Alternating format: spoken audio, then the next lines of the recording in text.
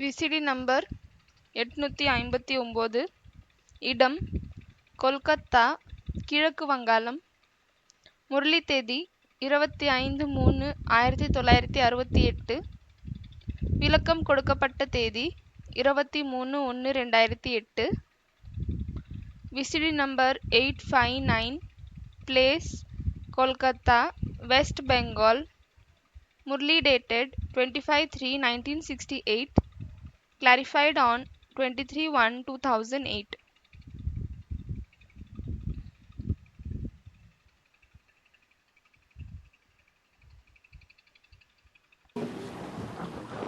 ओम शांति।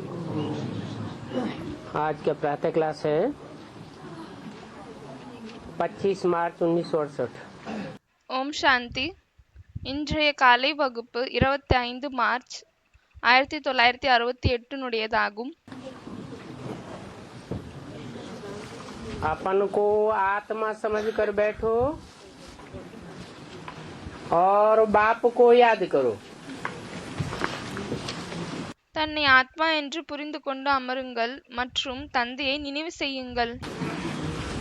बाबा पूछते हैं, பாபா கேட்கிறார், जब भी कहाँ भाषण करते सभा में बैठते हो तो घड़ी घड़ी ये पूछते हो, எப்பொழுதெல்லாம் ஸ்பீச் கொடுக்கிறீர்கள் இல்லையானால் ஒரு பெரிய சபையில் அமர்கிறீர்கள், அப்பொழுது நொடிக்கு நொடி இந்த விஷயத்தை கேட்கிறீர்களா?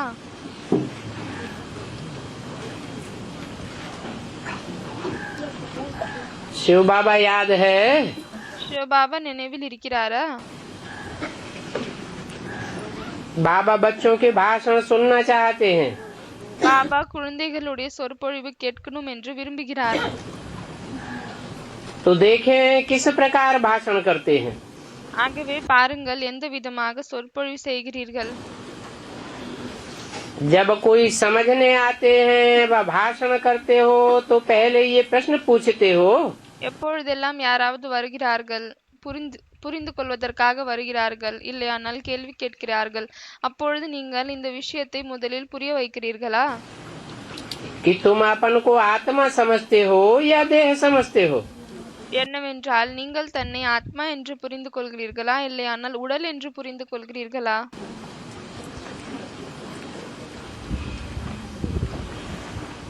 क्योंकि ஏனென்றால் इस स्पिरिचुअल नॉलेज का आधार ही है अपन को आत्मा समझना।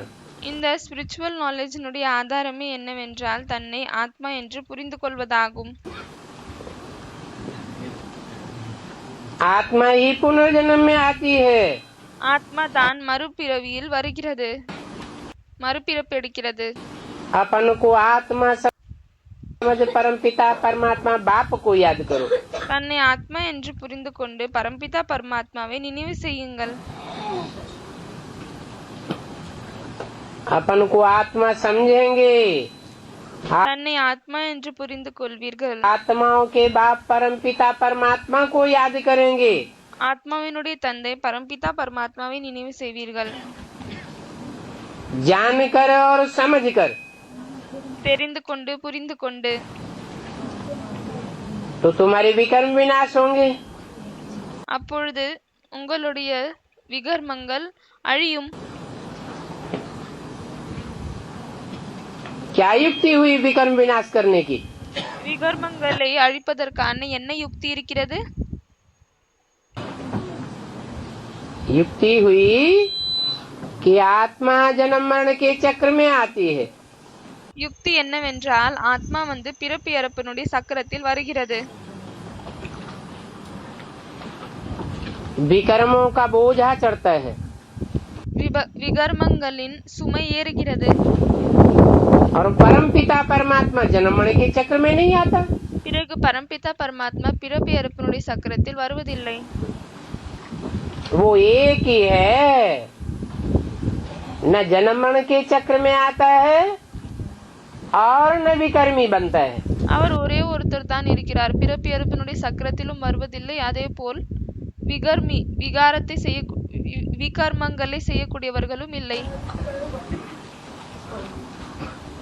वो तो कर्म अकर्म विकर्म की गति बताने वाला है। அவர் கர்மம் பிறகு அகர்மம், பிறகு விகர்மனுடைய நிலையை சொல்லக்கூடியவராவார். तो ऐसे एवर प्योर को याद करेंगे ஆகவே இப்படிப்பட்ட எவர் பியூரை நினைவு செய்தால் तो तुम भी प्योर बन जाएंगे। அப்பொழுது நீங்களும் கூட தூய்மையாகி விடுவீர்கள். उनको योगाग्नि कहा जाता है। அது யோகாக்னி என்று சொல்லப்படுகிறது.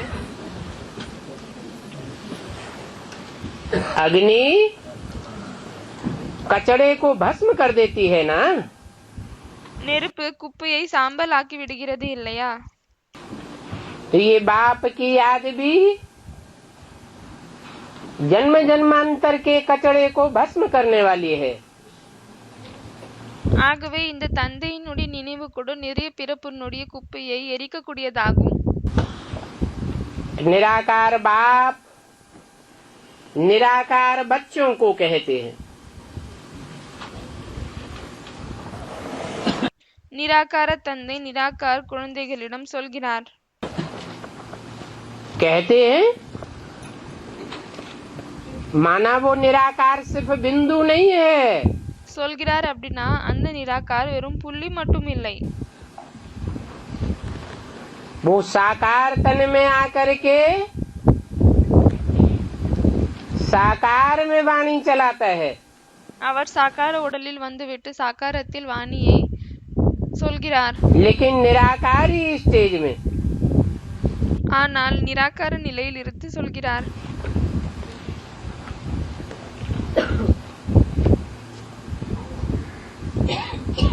कहते हैं मुझे याद करो। சொல்கிறார் என்னை நினைவு செய்யுங்கள். मना जो साकार में आया हुआ निराकार है उस निराकारी स्टेज वाले को याद करो। அப்படியானால் அந்த சாக்காரத்தில் வந்திருக்கக்கூடிய நிராகார் அந்த நிராகார் நிலை கொண்டவங்களை நினைவு செய்யுங்கள். तो तुम्हारे पाप कट जाएंगे அப்பொழுது உங்களுடைய பாவங்கள் எல்லாம் முடிந்துவிடும். और तुम पावन बन जाएंगे। அதற்கு பிறகு நீங்கள் பாவனம் ஆகிவிடுவீர்கள். तुम्हारी याद भी कोई निवृत्ति मार्ग की याद नहीं है। सिर्फ உங்களுடைய நினைவு கூட நிவிருத்தி மார்க்கத்தை சேர்ந்த நினைவில்லை. बिंदु को याद करेंगे என்னவென்றால் வெறும் புள்ளியை மட்டும்தான் நினைவு செய்கிறீங்க. या सिर्फ साकार को याद करेंगे। இல்லையானால் வெறும் சாக்காரத்தை மட்டும் நினைவு செய்கிறீர்கள். नहीं, இல்லை, साकार और निराकार दोनों के मेल को याद करना है। சாக்கார் பிறகு நிராகார் இந்த இருவருடைய இணைந்த ரூபத்தை நினைவு செய்யணும். ऐसे करने से तुम मुक्ति जीवन मुक्ति पावेंगे। இப்படி செய்வதால் நீங்கள் முக்தி பிறகு ஜீவன் முக்தியை அடைவீர்கள். और मुक्ति जीवन मुक्ति दोनों सभी को पानी है। பிறகு முக்தி மற்றும் ஜீவன் முக்தி இரண்டையும் அனைவரும் அடைய வேண்டும். और सभी आत्माओं को मुक्ति के बाद जीवन मुक्ति में आना है जरूर। மற்றும் அனைத்து ஆத்மாக்களுக்கும் முக்திக்கு பிறகு ஜீவன் முக்தியில் கண்டிப்பாக வரணும்.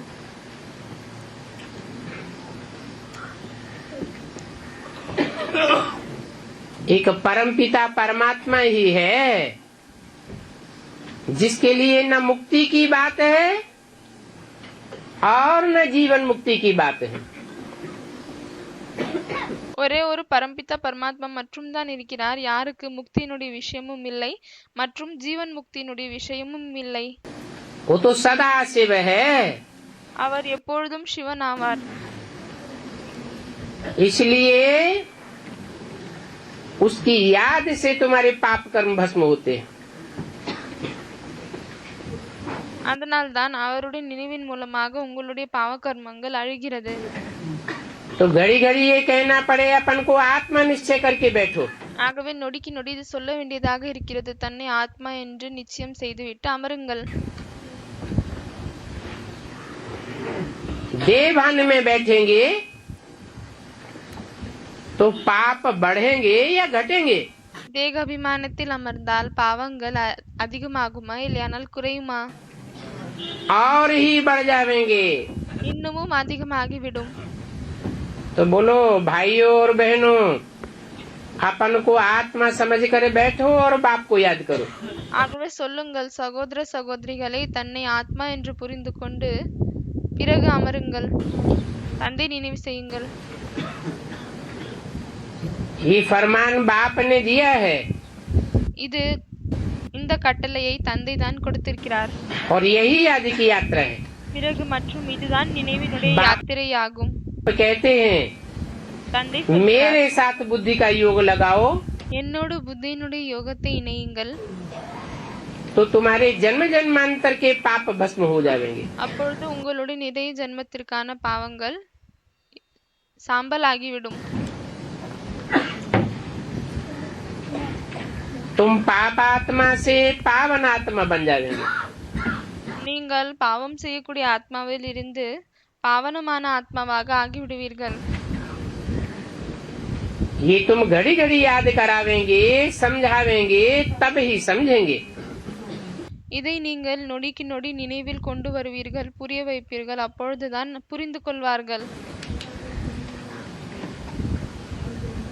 घड़ी घड़ी बताओ आत्मा अविनाशी है, देह विनाशी है। நொடிக்கு நொடி சொல்லினே இருங்கள் என்னவென்றால், ஆத்மா அழிவில்லாதது, பிறகு உடல் அழியக்கூடியதாகும். अविनाशी आत्मा ही विनाशी देह धारण करके पाठ बजाए। அவினாஷி ஆத்மா தான் இந்த அழியக்கூடிய உடலை தாரணை செய்து கொண்டு பாட்டை செய்து एक शरीर छोड़ दूसरा लेती है। ஒரு உடலை விட்டுவிட்டு இன்னொரு உடலை எடுத்துக்கொள்கிறது. आत्मा का स्वधर्म तो शांत है, ஆத்மாவினுடைய சுய தர்மம் அமைதியாகும். परंतु अभी वह आत्मा अपने स्वधर्म को नहीं जानती है। ஆனால் இப்பொழுது அந்த ஆத்மா தன்னுடைய சுய தர்மத்தை பற்றி அறியாது. अनेक जन्मों की प्रैक्टिस पड़ी हुई है परधर्म में। நிறைய ஜன்மத்தினுடைய பிராக்டிஸ் இருக்கிறது, என்னவென்றால் மற்ற தர்மத்தில் இருப்பதற்கான பிராக்டிஸ். रत रहने की पर है देह, आत्मा है स्व। ஆத்மாதான் சுய தர்மம், ஆத்மாதான் சுயமாகும், பிறகு மற்றது உடல் ஆகும். अभी बाप कहते मुझे याद करो, ஆகவே இப்பொழுது தந்தை சொல்கிறார், என்னை நினைவு செய்யுங்கள், तो तुम्हारे विकर्म विनाश हो। அப்பொழுது உங்களுடைய விகர்மங்கள் அழியும். मूल बात ये है, पहले पहले तो तुम बच्चों को ये मेहनत करनी पड़े। இதுதான் முக்கியமான விஷயமாகும். முதலில் குழந்தைகளாகி உங்களுக்கு உழைக்க வேண்டியதாக இருக்கிறது. आत्मिक स्थिति में स्थित होने की, ஆத்மீக ஸ்திதியில் நிலைப்பதற்காக. बेहद का बाप आत्माओं को कहते हैं। எல்லைக்கு அப்பாற்பட்ட தந்தை ஆத்மாவினுடைய தந்தை தான் சொல்லப்படுகிறது. मना அப்படியானால் आत्माओं को कहते हैं, देह अभिमानियों को नहीं कहते। ஆத்மாக்களை சொல்லப்படுகிறது, தேக அபிமானிகளை சொல்லப்படுவதில்லை. धारण भी आत्मा अभिमानी करेंगे, ஆத்மாபிமானிகள் தான் தாரணை செய்வார்கள். इसमें कोई शास्त्र आदि की मिसाल उठाने की भी दरकार नहीं है। இதுல எந்த விதமான சாஸ்திரங்களின் எடுத்துக்காட்டை சொல்ல வேண்டிய அவசியமும் இல்லை. गीता का तुम मिसाल देते हो तो भी कहते हैं तुम सिर्फ गीता क्यों कहते हो। நீங்கள் கீதையினுடைய எடுத்துக்காட்டை சொல்கிறீர்கள், அப்பொழுது கூட அவர்கள் சொல்கிறார்கள், என்னவென்றால் நீங்கள் வெறும் இந்த கீதையினுடைய எடுத்துக்காட்டை தான் ஏன் சொல்கிறீர்கள், वेद का नाम क्यों नहीं लेते हो। வேதத்தினுடைய பெயரை நீங்கள் ஏன் எடுப்பதில்லை.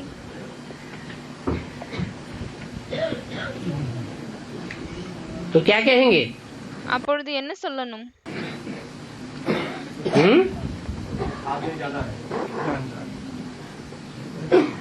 पहले गीता है या पहले वेद है। முதலில் கீதை வந்ததா இல்லையானால் வேதங்கள் வந்ததா.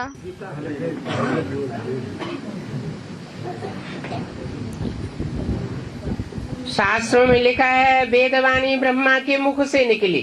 சாஸ்திரத்தில் சொல்லப்பட்டிருக்கிறது என்னவென்றால் வேதவாணி பிரம்மாவினுடைய வாயிலிருந்து வெளியே வந்தது. गीता ब्रह्मा के मुख से निकली ये नहीं कहते। கீதை தான் பிரம்மாவினுடைய வாயிலிருந்து வந்திருக்கு, இது சொல்வதில்லை. विद माने जानकारी, जानना। விது என்றால் தெரிந்து கொள்வது, அறிமுகம். उससे बनता है वेद माने जानकारी। இதன் மூலமாக தான் வேதங்கள் உருவாகுகிறது. அப்படியானால் அறிமுகம். सत्य क्या है उसकी जानकारी। உண்மை என்ன, அதனுடைய அறிமுகம்.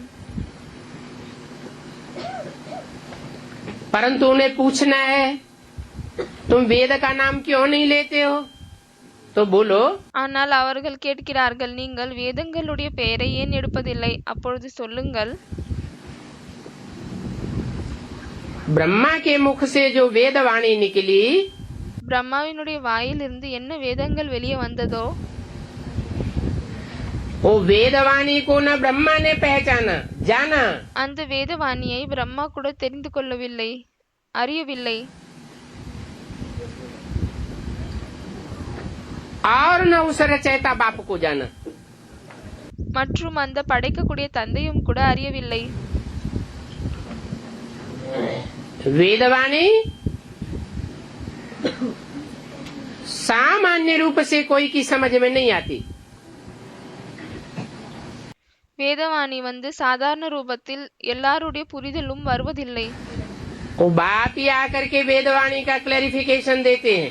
ஆகவே வெறும் தந்தை தான் விட்டு அந்த வேதவாணியினுடைய கிளாரிபிகேஷனை கொடுக்கிறார். शास्त्र भी जो लिखे गए हैं वो बाद में वेदवाणी का क्लैरिफिकेशन है। சாஸ்திரம் கூட எது எழுதப்பட்டிருக்கிறதோ அது வேதவாணியினுடைய கிளாரிபிகேஷன் ஆகும். अभी यहाँ वही शूटिंग हो रही है। இப்பொழுது இங்கு அந்த ஷூட்டிங் தான் நடக்கிறது. ब्रह्मा के मुख से वेदवाणी तो निकली, பிரம்மாவினுடைய வாயிலிருந்து வேதவாணிகள் வெளியே வந்ததுதான். सुनने वालों ने सुनी और सुनाने वालों ने सुनाई, கேட்கக்கூடியவர்கள் கேட்டார்கள், சொல்லக்கூடியவர்கள் சொன்னார்கள். परंतु उसका रहस्य क्या है, गुह्य अर्थ क्या है, ஆனால் அதனுடைய ரகசியம் என்ன, ஆழமான விஷயம் என்ன, न स्वयं ब्रह्मा ने जाना, न ब्रह्मा कुमार कुमारी ब्राह्मणों ने जाना। அதை சுயம் பிரம்மாவும் அறியவில்லை, அதே போல் பிரம்மகுமார் குமாரிகள் பிராமணர்களும் அதை அறியவில்லை. इसलिए उस वेदवाणी को कहो, मुरली को कहो, गीता ज्ञान अमृत नहीं कह सकते। அதனால் தான் அந்த வேதவாணிகளை முரளிகளை கீதா ஞான அமிர்தம் என்று சொல்ல முடியாது. अमृत तब कहा जाता है जब मंथन किया जाए। எப்பொழுது கடையப்படுகிறதோ அப்பொழுதுதான் அமிர்தம் என்று சொல்லப்படுகிறது. ब्रह्मा के मुख से निकली हुई वाणी का जब तक मंथन न हो तब तक सार निकल नहीं सकता। பிரம்மாவின் மூலமாக வெளியே வந்த வாணிகளை எப்பொழுது வரைக்கும் கடையவில்லையோ அப்பொழுது வரைக்கும் அதில் இருக்கக்கூடிய சாரம் வெளியே வர முடியாது. और सार रूप में जब तक आत्मा टिके नहीं, பிறகு எப்பொழுது வரை ஆத்மா அந்த சார ரூபத்தில் நிலைக்கவில்லையோ तब तक कोई भी प्रकार के विस्तार में भी नहीं जा सकती। அப்பொழுது வரை எந்த விதமான விஸ்தாரத்தில் கூட செல்ல முடியாது.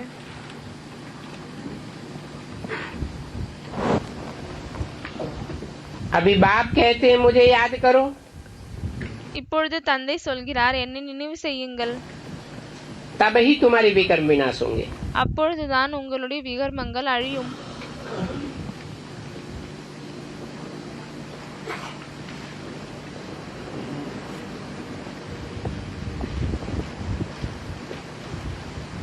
तुम गीता का मिसाल ठीक देते हो, நீங்கள் கீதையினுடைய எடுத்துக்காட்டு கரெக்டா தான் கொடுக்கறீங்க. क्योंकि गीता ज्ञानामृत कहा जाता है। ஏனென்றால் கீதையை ஞான அமிர்தம் என்று சொல்லப்படுகிறது. अभी तुम मंथन करते हो, இப்பொழுது நீங்கள் அதை கடைகிறீர்கள், சிந்திக்கிறீர்கள். तो नई नई बातें निकलती हैं।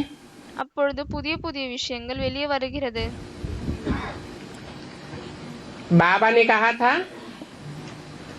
उनसे पूछो, பாபா சொல்லியிருந்தார், அவங்களிடம் கேளுங்கள், वेद किस धर्म शास्त्र का नाम है। வேதம் என்பது எந்த தர்மத்தினுடைய சாஸ்திரத்தின் பெயராகும்?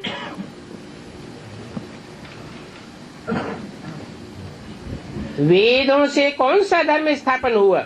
வேதங்கள் மூலமாக எந்த தர்மம் படைக்கப்பட்டது?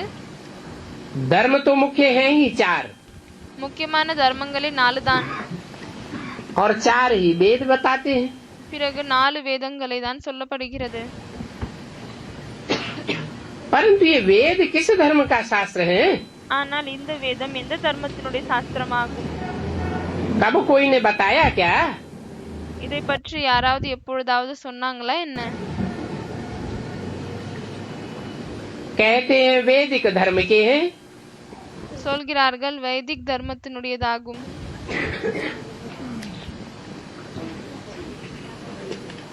आर्यों के हैं. ஆரியர்களினாகும். आर्य किसको कहा जाता है? ஆரிய என்பது யாரை சொல்லப்படுகிறது? हिंदू धर्म तो है ही नहीं. இந்து தர்மமே இல்லை. और आदि सनातन तो देवी देवता धर्म है. மற்றும் ஆதி சனாதன தேவி தேவதா தர்மமாகும். फिर ये आर्य कौन सा धर्म है? ஆனால் இந்த ஆரியன் என்பது என்ன தர்மமாகும்? आर्य तो कोई धर्म ही नहीं. ஆரிய வந்து எந்த ஒரு தர்மமே இல்லை. आर्य तो आर्य समाजियों का धर्म हो गया. ஆரிய என்பது ஆரிய சமாஜிகளின் தர்மம் ஆகிவிட்டது.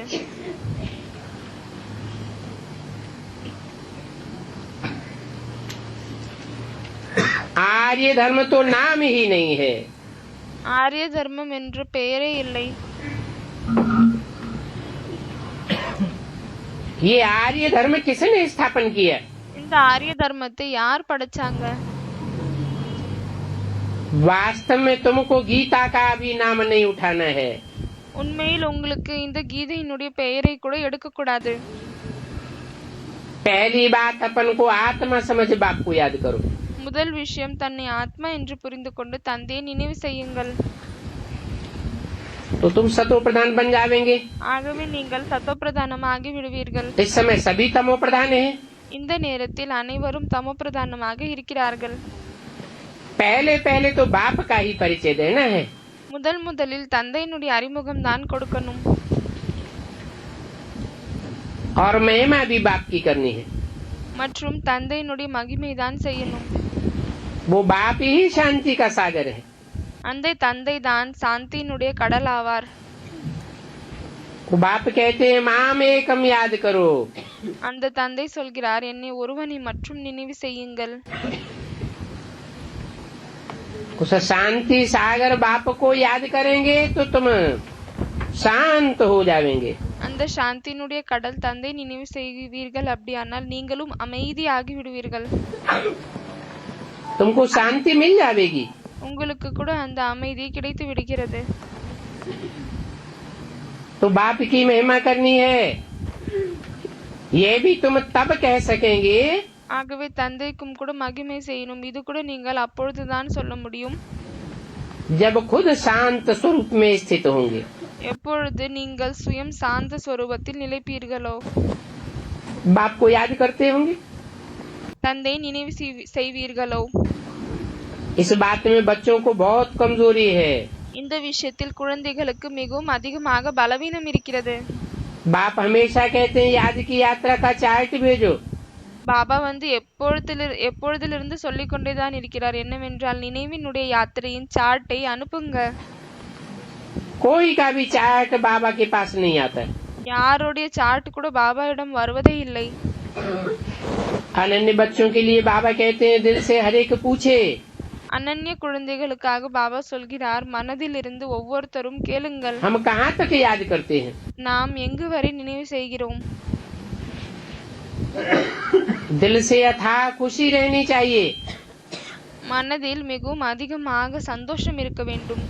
तुमको अंदरूनी खुशी होगी तो दूसरे को भी समझाने का असर होगा.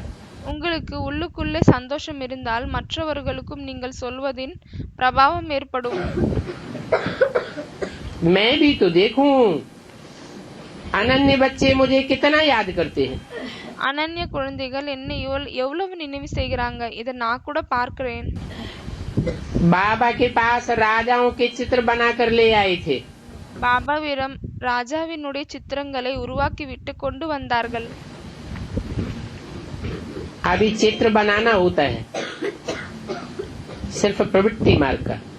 இப்பொழுது வெறும் பிரவೃತ್ತಿ இல்லற மார்க்கத்தினுடைய படத்தை தான் உருவாக்க வேண்டியதாக இருக்கிறது. ऐसे राजा रानी को चित्र हो जो प्रवृत्ति मार्ग के हो, दोनों हो, राजा और रानी। இப்படிப்பட்ட ராஜா ராணியினுடைய படம் இருக்கணும். யார் இல்லற மார்க்கத்தை சேர்ந்தவர்களாக இருக்கிறார்களோ அதே போல் இருவருடைய படமும் இருக்க வேண்டும். ராஜாவும் இருக்கணும், ராணியும் இருக்கணும். एक का क्यों हो? வெறும் ஒருத்தருடைய படம் மட்டும் ஏன் இருக்கணும்?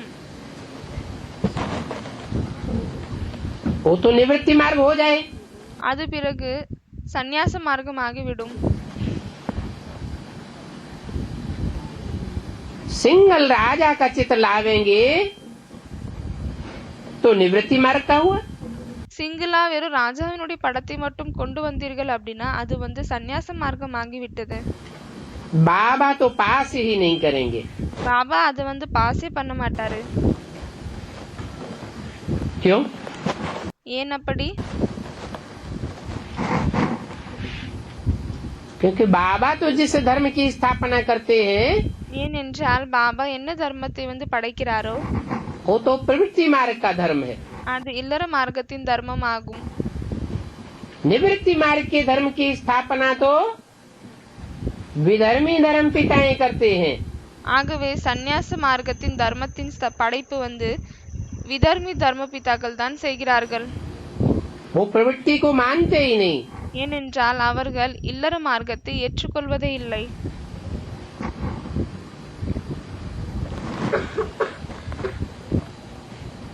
अवतार भी दिखाई दिए हैं 10। 10 அவதாரங்கள் கூட காமிக்கப்பட்டிருக்கிறது. उनमें रामकृष्ण के अवतार ही प्रवृत्ति को मानने वाले हैं। அதுல வெறும் ராமகிருஷ்ணனுடைய அவதாரம் மட்டும்தான் இல்லறத்தை ஏற்றுக்கொள்ளக்கூடியதாக இருக்கிறது. बाकी तो जो भी अवतार हैं அதை தவிர என்னவெல்லாம் அவதாரம் இருக்கிறதோ जानवरियत के अवतार दिखाई दिए। அது அனைத்தையும் மிருகத்தினுடைய அவதாரத்தை காமித்து விட்டனர்.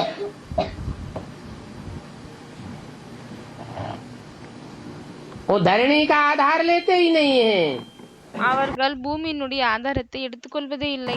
धरणी माने कन्याएं माताएं। பூமி என்றால் கன்யா மாதாக்கள். सिर्फ ज्ञान का आधार लेकर के चलते हैं। வெறும் ஞானத்தினுடைய ஆதாரத்தை மட்டும்தான் எடுத்துக்கொண்டு செல்கிறார்கள். अहंकार में मगरूर रहते हैं। தன்னுடைய ஆணவத்திலேயே இருக்கிறார்கள். बाप तो आकर के प्रवृत्ति मार्ग की स्थापना करते हैं और कहते भी हैं। தந்தை வந்துவிட்டு இல்லற மார்க்கத்தை படைக்கிறார் மற்றும் கூடவே சொல்கிறார், मैं कन्याओं माताओं के द्वारा स्वर्ग के गेट खोलता हूँ। நான் கன்னிகைகள் பிறகு அம்மாக்கள் மூலமாக தான் ஸ்வர்க்கத்தினுடைய கதவை திறக்கிறேன். माता गुरु को आगे करना होता है। அம்மா குருவை மாதா குருவை முன்னால் வைக்க வேண்டியதாக இருக்கிறது.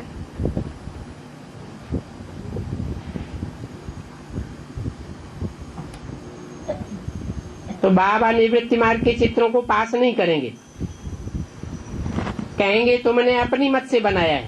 ஆகவே பாபா சந்நியாச மார்க்கத்தினுடைய படத்தை பாஸ் பண்ண மாட்டாரு. என்ன சொல்வார்னா, நீங்க தன்னுடைய மனதின் மூலமாக தான் இதை உருவாக்கியிருக்கீங்க.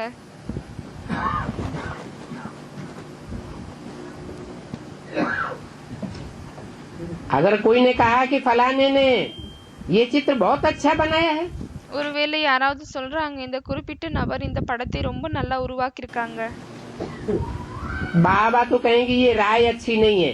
பாபா என்ன சொல்வார்னா, இந்த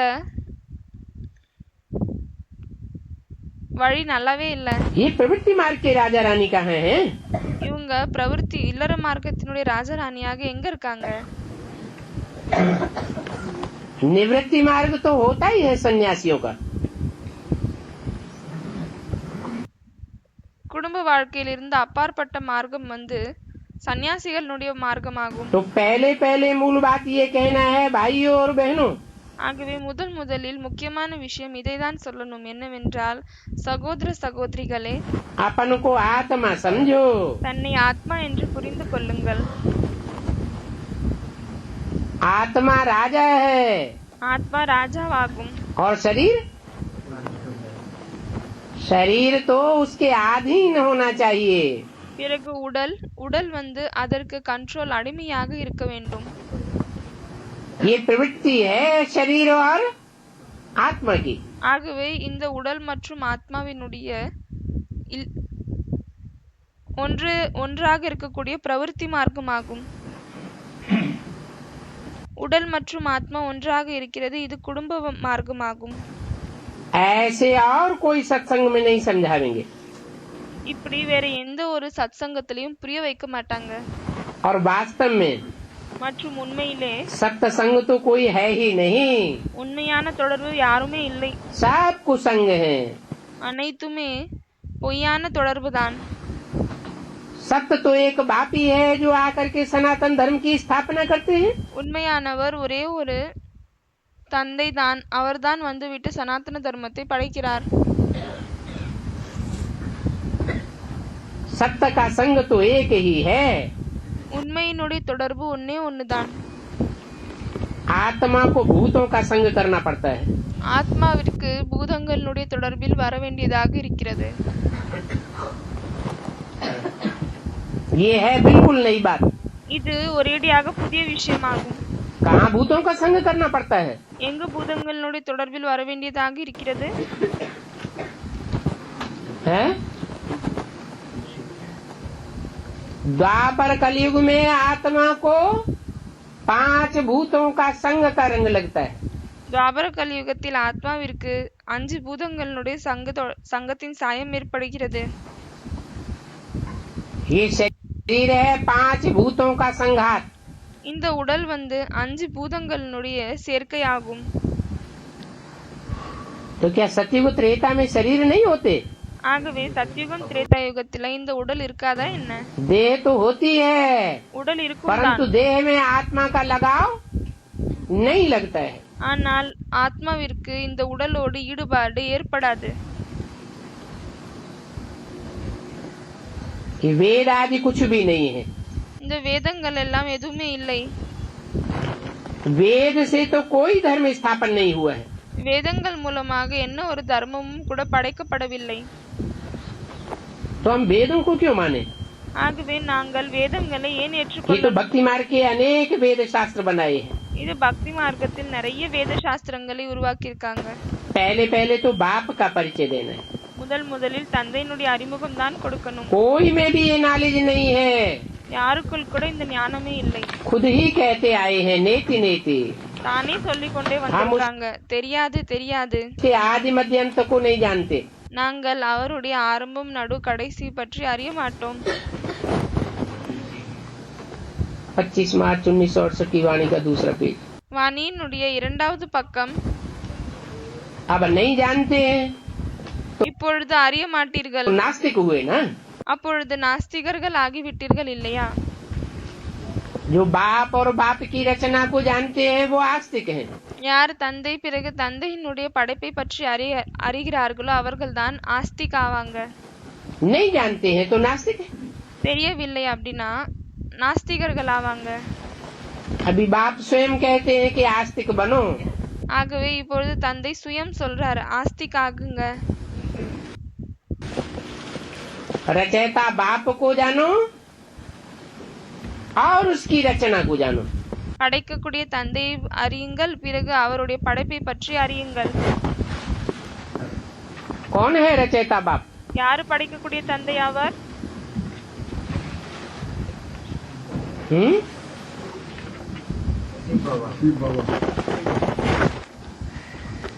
अगर बाबा हटा दिया जाए तो யாரும் சிவபாபான்னு சொல்றாங்க, அதுக்கு பாபா சொல்றாரு, ஒருவேளை சிவபாபாவில இருந்து பாபாவை நம்ம விலக்கிட்டோம் அப்படின்னா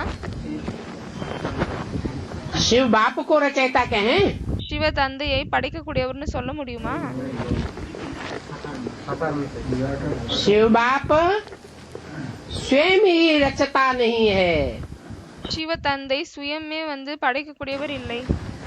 और वो रचना भी नहीं कर सकता। பிறகு அவரால் படைப்பும் உருவாக்க முடியாது. रचयिता और रचना का संबंध साकार में चाहिए। படைப்பு பிறகு படைக்கக்கூடியவரின் தொடர்பு உடலோடு இருக்க வேண்டும். शिव तो आत्मा का नाम है। சிவன் வந்து ஆத்மாவினுடைய பெயராகும். आत्मा तो अविनाशी सदैव है ही है, वो रची ஆத்மா எப்பொழுதுமே அழிவில்லாததுதான். नहीं जाती। அது ஒரு பொழுதும் படைக்கப்படுவதில்லை. तो आत्माओं का बाप शिव ஆகவே ஆத்மாவினுடைய தந்தை சிவன் साकार सृष्टि का रचयिता नहीं हो सकता। சாக்கார உடலினுடைய படைக்கக்கூடியவராக இருக்க முடியாது. उसके लिए शिव बाप को साकार में प्रवेश करना पड़े। அதற்காக சிவ தந்தைக்கு சாக்காரத்தில் நுழைய வேண்டியதாக இருக்கிறது. जिस साकार में प्रवेश करे எந்த சாக்காரத்தில் நுழைகிறாரோ पहले उसके अनेक जन्मों के पाप भस्म होने चाहिए। முதலில் அவருடைய எல்லா பிறவியினுடைய பாவம் வந்து எரிய வேண்டும். निराकार बाप शिव समान स्टेज होनी चाहिए। நிராகார் தந்தை சிவனுக்கு சமமான ஸ்டேஜ் வந்து இருக்க வேண்டும். तब कहें निराकारी निर्विकारी निरहंकारी। அப்பொழுதுதான் நிராகாரி, நிர்விகாரி, நிர் அகங்காரி என்று சொல்ல முடியும். உருவம் இல்லாதவர், விகாரம் செய்யாதவர், பிறகு அகங்காரம் இல்லாதவர். जब ऐसी बाप समान स्टेज कोई पहली आत्मा की बने ஆகவே எப்பொழுது இப்படி தந்தைக்கு சமமான ஸ்டேஜ் ஏதோ ஒரு ஆத்மாவிற்கு ஏற்படுகிறதோ तब वो रचयिता नई सृष्टि का कहा जाए। அப்பொழுதுதான் அவரை புதிய உலகத்தின் படைக்கக்கூடியவர் என்று சொல்லப்படும். रचना और रचयिता का ये संबंध है। படைப்பு பிறகு படைக்கக்கூடியவரின் இந்த சம்பந்தமாகும். रचना पहले नहीं होती है। படைப்பு ஃபர்ஸ்ட் வராது. रचयिता जब रचता है तब रचना होती है। எப்பொழுது வந்து படைக்கக்கூடியவர் படைக்கிறாரோ அப்பொழுதுதான் படைப்பு வருகிறது. तो शिव बाबा है रचयिता ஆகவே சிவபாபா வந்து ரச்சயிதா ஆவார், படைக்கக்கூடியவர். और बाबा कहा जाता है साकार निराकार के मेल को। பிறகு பாபா என்பது சாக்கார் பிறகு நிராகாரனுடைய இணைந்த ரூபத்திற்கு தான் சொல்லப்படுகிறது. तो जरूर कहना पड़े पहले अपन को आत्मा समझ, ஆகவே கண்டிப்பாக சொல்லப்படுகிறது என்னவென்றால் முதலில் தன்னை ஆத்மா என்று புரிந்து கொண்டு फिर बाप को याद करो। அதற்கு பிறகு தந்தை நினைவு செய்யுங்கள். ये बातें गीता में कुछ हैं, இந்த விஷயங்கள் கீதையில் கொஞ்சம் தான் இருக்கிறது, परंतु वेदों में तो नहीं है। ஆனால் வேதங்களில் இல்லை. तुम कोई वेदों को मानने वाले नहीं हो। நீங்கள் எந்த ஒரு வேதத்தையும் ஏற்றுக்கொள்ளக்கூடியவர்கள் இல்லை. वेद कोई धर्म के शास्त्र नहीं है। வேதம் எந்த ஒரு தர்மத்தினுடைய சாஸ்திரமும் இல்லை. और ये वेद उपनिषद आदि तो ढेर के ढेर हैं। மற்றும் இந்த வேதங்கள் உபநிஷதங்கள் இது எல்லாமே நிறைய இருக்கு. अभी वह किस धर्म के शास्त्र हैं? ஆகவே இப்பொழுது அது எந்த தர்மத்தினுடைய சாஸ்திரமாகும்? तब कोई से पूछो, எப்பொழுதாவது யாரிடமாவது கேளுங்கள், वो तो अपनी ही ट्रा ट्रा करते रहेंगे। அவர்கள் வெறும் தானே வந்து ஏதோ ஒன்னு புலம்பினே இருப்பாங்க. तुमको तो उनकी कुछ भी सुनना नहीं है। உங்களுக்கு வந்து அந்த எந்த ஒரு விஷயத்தையும் கேட்கவே கூடாது. बाप तो सहज बात समझाते हैं, தந்தை வந்து சகஜமான விஷயத்தை தான் புரிய வைக்கிறார். अपन को आत्मा समझो। தன்னை ஆத்மா என்று புரிந்து கொள்ளுங்கள் और बाप को याद करो, மற்றும் தந்தை நினைவு செய்யுங்கள். तो तुम पावन बन जाओगे। அப்பொழுது நீங்கள் தூய்மையாகி விடுவீர்கள். पावन बन करके फिर पावन दुनिया के मालिक बन सकते हो। தூய்மையாகி விட்டுதான் தூய்மையான உலகத்தின் எஜமானராக ஆக முடியும். पावन ही नहीं बने தூய்மையாகவே இல்லை என்றால் तो पावन दुनिया के मालिक कैसे बनेंगे? அப்பொழுது தூய்மையான உலகத்தின் எஜமானராக எப்படி ஆக முடியும்? इसलिए इस वर्ल्ड की हिस्ट्री ज्योग्राफी को जानना है। அதனால்தான் இந்த உலகத்தினுடைய ஹிஸ்டரி ஜியோகிராஃபியை அறிய வேண்டும். तुम्हारा ये त्रिमूर्ति और गोला मुख्य है। இது உங்களுடைய திருமூர்த்தி மற்றும் சிருஷ்டி சக்கரம் வந்து முக்கியமானதாகும். इसमें सभी धर्मों का आ जाता है। இதுல எல்லா தர்மத்தை பற்றியும் வந்து விடுகிறது. क्या? என்ன? चलो गोला में तो सभी धर्मों की बात आ जाती है, சரி, அந்த சிருஷ்டி சக்கரத்துல வந்து எல்லா தர்மத்தினுடைய விஷயமும் வந்து விடுகிறது தான். त्रिमूर्ति में कैसे आ जाती ஆனால் திருமூர்த்தியில எப்படி வருது? है? त्रिमूर्ति में सभी धर्मों की बात आती है क्या? திருமூர்த்தியில எல்லா தர்மத்தினுடைய விஷயமும் வருதா என்ன? आती है। வருது. कहते हैं ब्रह्मा के द्वारा सृष्टि रची गई, சொல்லப்படுகிறது பிரம்மாவின் மூலமாக உலகம் படைக்கப்பட்டது. तो जो भी सृष्टि रची गई ஆகவே எதெல்லாம் படைக்கப்பட்டதோ सत्य संकल्पों से सत्य सृष्टि रची जाएगी, உண்மையான எண்ணங்கள் மூலமாக உண்மையான உலகம் வந்து படைக்கப்படும். और असत्य संकल्पों से பிறகு பொய்யான எண்ணங்கள் மூலமாக असत्य सृष्टि रची जाएगी। பொய்யான உலகம் தான் படைக்கப்படும். ब्रह्मा के संकल्पों से सृष्टि रची जाती है, तो क्या ब्राह्मणों के संकल्पों से सृष्टि नहीं रची जाती?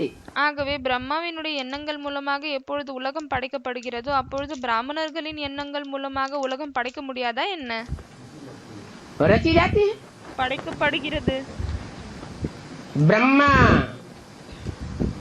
को जितनी सत्य की जानकारी होगी பிரம்மாவிற்கு எவ்வளவு உண்மையினுடைய அறிமுகம் இருக்குமோ उतना ही सत्य की सृष्टि रचेगा। அவ்வளவுதான் அவரால் உண்மையினுடைய உலகம் வந்து அவரால் உண்மையினுடைய உலகத்தை படைக்க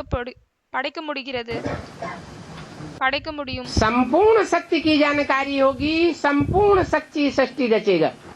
முழுமையாக உண்மையின் அறிமுகம் இருந்தால் முழுமையான உண்மையின் உலகத்தை படைப்பார். और सत्युग स्थापन हो जाएगा। மற்றும் சத்யுகம் வந்து ஸ்தாபனையாகிவிடும். हर आत्मा के लिए ये नियम है। எல்லா ஆத்மாவிற்கும் இது நியமமாகும். जैसी रचना रचेगा वैसी प्राप्ति करेगा। எப்படிப்பட்ட படைப்பை படைப்பார்களோ அப்படிப்பட்ட பிராப்தி தான் கிடைக்கும்.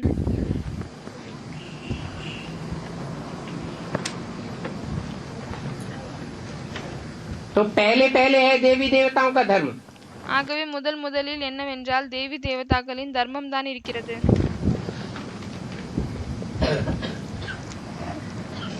ब्रह्मा द्वारा कौन से धर्म की स्थापना हुई? பிரம்மாவின் மூலமாக என்ன தர்மத்தின் ஸ்தாபனை ஏற்பட்டது? है? ब्राह्मण धर्म की स्थापना हुई। பிராமண தர்மத்தின் படைப்பு ஏற்பட்டது. ब्राह्मण तो ऊपर नीचे होते रहते हैं। பிராமணர்கள் மேல கீழே போயினே இருப்பாங்க.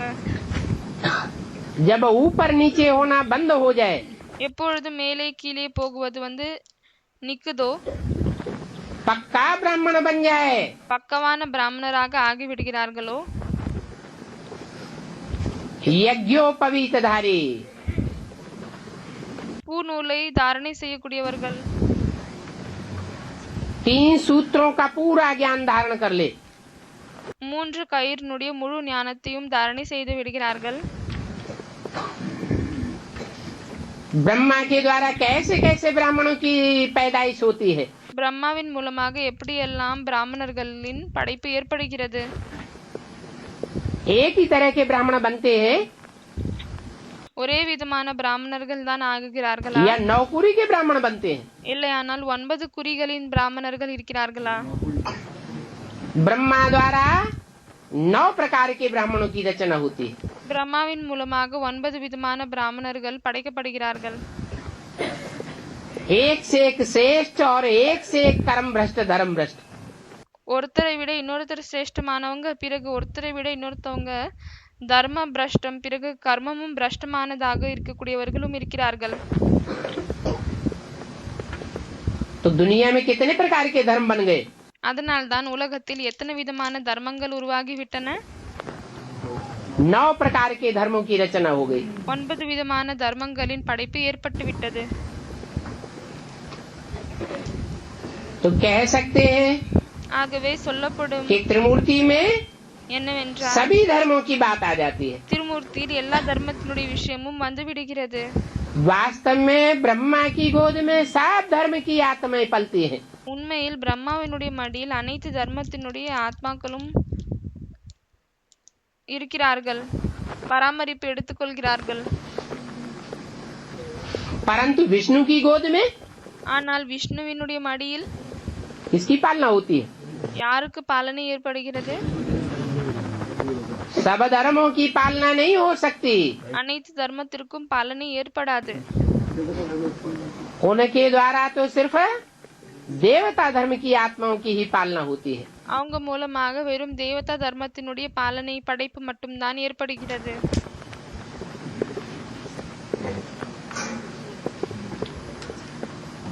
पहले पहले है देवी देवताओं का धर्म। முதலில் தேவி தேவதாவினுடைய தர்மம் தான் இருக்கிறது. बाबा ने मुरली में लिखा था, பாபா முரளியில எழுதியிருந்தார், त्रिमूर्ति गोला बहुत बड़ा बना करके दिल्ली के जो मुख्य स्थान हो, திருமூர்த்தி மற்றும் இந்த சிருஷ்டி சக்கரம் டெல்லியில இருக்கக்கூடிய முக்கியமான இடங்களில் जहाँ आना जाना लगा रहता हो वहाँ लगाओ। எங்கு எப்பொழுதுமே வராங்க போறாங்க இது ஏற்பட்டு இருக்குதோ அங்க அந்த படங்களை ஒட்டுங்க. टीन के सीट हो, டின் ஷீட்ல படம் இருக்கணும். सीढ़ी में तो और धर्मों का आता ही नहीं है। ஏணிப்படியில மற்ற தர்மத்தை பற்றி வருவதே இல்லை. तो मुख्य है ये त्रिमूर्ति और गोला के चित्र। ஆகவே முக்கியமானது இந்த திருமூர்த்தி மற்றும் சிருஷ்டி சக்கரத்தினுடைய படமாகும். और समझाने बिल्कुल क्लियर हो, மற்றும் அதுல புரிய வைப்பது மிகவும் கிளியராக இருக்க வேண்டும். समझाना ही इस बात पर है। இந்த விஷயத்துல தான் புரிய வைக்க வேண்டும். पहले पहले तो बाप का परिचय दो। முதலில் தந்தையினுடைய அறிமுகத்தை கொடுங்கள். ऊंचे ऊंचे बाप உயர்ந்ததிலும் உயர்ந்த தந்தை. और धर्म पिताओं को ऊंचे ऊंचे नहीं कहेंगे। மற்ற தர்ம பிதாக்களை உயர்ந்ததிலும் உயர்ந்தவர் என்று சொல்ல முடியாது. वो ग्रेट फादर्स हैं, அவங்க கிரேட் ஃபாதர்ஸ் ஆவாங்க. परंतु उनको ग्रेट ग्रेट ग्रैंड फादर नहीं कहेंगे। ஆனால் அவங்களை கிரேட் கிரேட் கிராண்ட் ஃபாதர் என்று சொல்ல முடியாது. बाप से ही सुख शांति का वर्षा मिलता है, தந்தையின் மூலமாக தான் சுகம் பிறகு சாந்தியுடைய ஆஸ்தி கிடைக்கிறது. और धर्म पिताओं से सुख शांति का वर्षा नहीं मिलता है। மற்ற தர்ம பிதாக்கள் மூலமாக சுகம் பிறகு நிம்மதியினுடைய ஆஸ்தி கிடைப்பதில்லை. दुनिया और ही अशांत होती जाती है, दुख और ही बढ़ते जाते हैं। உலகம் இன்னுமே நிம்மதி இல்லாமல் இருக்கிறது, துக்கங்கள் இன்னுமே அதிகரித்துக் கொண்டே செல்கிறது. परंतु बाप जब इस सृष्टि पर आता है ஆனால் தந்தை எப்பொழுது இந்த உலகத்தில் வருகிறாரோ और आने के बाद பிறகு जब ब्राह्मणों को संपूर्ण स्टेज में पहुंचाता है, ब्राह्मण सो देवता बन जाते हैं पढ़ाई पढ़कर। எப்பொழுது பிராமணர்களை தன்னுடைய சம்பூர்ண ஸ்டேஜுக்கு கொண்டு செல்கிறாரோ, படிப்பை படித்துவிட்டு பிராமணர்கள் தேவதையாகி விடுகிறார்களோ, तो दुख का नाम निशान नहीं रहता, அப்பொழுது துக்கத்தின் பேர் அடையாளமே இருக்காது. सुख की सृष्टि तैयार हो जाती है அப்பொழுது சுகத்தினுடைய உலகம் உருவாகி விடுகிறது और दुख की दुनिया विनाश हो जाती है। மற்றும் துக்கத்தின் உலகம் அழிந்து விடுகிறது. तो बाप से ही वर्षा मिलता है। தந்தையிடம் இருந்துதான் ஆஸ்தி கிடைக்கிறது. पहली बात ये एक, இதுதான் முதல் விஷயமாகும். और जो भी दूसरे चित्र हो उन पर पर्दा डाल दो। மற்றும் வேறு எந்த எல்லாம் படம் இருக்கிறதோ அது மேல ஸ்கிரீன் போட்டுருங்க. पहले बाप का निश्चय करने बगैर तुम्हारा कुछ भी समझेंगे नहीं। முதலில் தந்தையின் மீது நிச்சயம் கொண்டு வராமல் உங்களை பற்றி அவர்கள் எதுவுமே புரிஞ்சிக்க மாட்டாங்க. क्या என்ன? त्रिमूर्ति के चित्र पर समझाओ तो पहले किसका परिचय देना चाहिए? திருமூர்த்தி படத்தில் நீங்கள் புரிய வைக்கிறீங்க அப்படின்னா முதலில் யாருடைய அறிமுகத்தை கொடுக்க வேண்டும்? है बाप का परिचय देना। कौन सा बाप है त्रिमूर्ति में? தந்தையினுடைய அறிமுகம் கொடுக்கணும். ஆகவே எந்த தந்தை திருமூர்த்தியில இருக்காரு? है त्रिमूर्ति में जिसको बाप क्रिएटर या रचयिता कहेंगे वो बाप कौन है? திருமூர்த்தியில எந்த தந்தையை படைக்கக்கூடியவர் கிரியேட்டர்னு சொல்லப்படுகிறதோ அந்த தந்தை யாரு?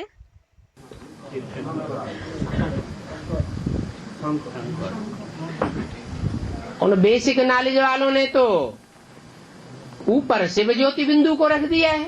அந்த பேசிக் நாலேஜ்ல இருக்கக்கூடியவர்கள் வந்து மேலே சிவஜோதியை வைத்து விட்டனர். परंतु शिव ज्योति बिंदु को मूर्ति थोड़ा ही कहेंगे। ஆனால் சிவஜோதி பிந்துவை மூர்த்தி என்று சொல்ல முடியுமா என்ன? त्रिमूर्ति में से एक मूर्ति है क्या? திருமூர்த்தியில வந்து ஒருத்தர் மூர்த்தியா என்ன? है? उसको तो मूर्ति नहीं कहेंगे। அவருக்கு மூர்த்தி என்று சொல்ல முடியாது. तो जो बोला कि और चित्रों पर पर्दा डाल दो, ஆகவே என்ன சொல்லியிருக்கார் என்றால் மற்ற படங்கள் மீது நீங்க ஸ்கிரீன் இழுத்துருங்க. पहले बाप का परिचय दो। முதலில் தந்தையினுடைய அறிமுகத்தை கொடுங்கள். तो कौन से चित्रों पर पर्दा डालने की बात है? ஆகவே எந்த சித்திரங்களின் மீது ஸ்கிரீனை போட வேண்டிய விஷயமாக இருக்கிறது? ब्रह्मा और विष्णु के चित्र पर पर्दा डाल दो ताकि उनकी बुद्धि उनमें न जाए। पहले बाप பிரம்மா மற்றும் விஷ்ணுவினுடைய படத்துல வந்து ஸ்கிரீன் போட்டுருங்க. அதன் மூலமாக முதலில் அவர்களுடைய புத்தி வந்து அதுல போகாது. का परिचय दो। இதன் மூலமாக நீங்கள் தந்தையினுடைய அறிமுகத்தை கொடுக்கலாம். अब बताओ उन ब्राह्मणों में और तुम ब्राह्मणों में कितना अंतर हो गया? இப்பொழுது சொல்லுங்கள், அந்த பிராமணர்கள் பிறகு பிராமணர்கள் ஆகிய உங்களில் எவ்வளவு வித்தியாசம் இருக்கிறது? वो बाप के ऊपर ही पहले पर्दा डाल देते हैं। அவர்கள் முதலில் தந்தையின் மீதே வந்து ஸ்கிரீன் போட்டுறாங்க. और ब्रह्मा को पहले प्रत्यक्ष करते हैं। பிறகு பிரம்மாவை முதலில் பிரத்யக்ஷம் பண்றாங்க. और तुमको क्या कहा? ஆனால் உங்களுக்கு என்ன சொல்லியிருக்கிறார்? बाप का परिचय दो और दूसरे चित्रों के ऊपर पर्दा डाल दो। தந்தையினுடைய அறிமுகத்தை கொடுங்கள், அதை தவிர மற்ற படங்களின் மீது ஸ்கிரீன் போட்டுருங்க.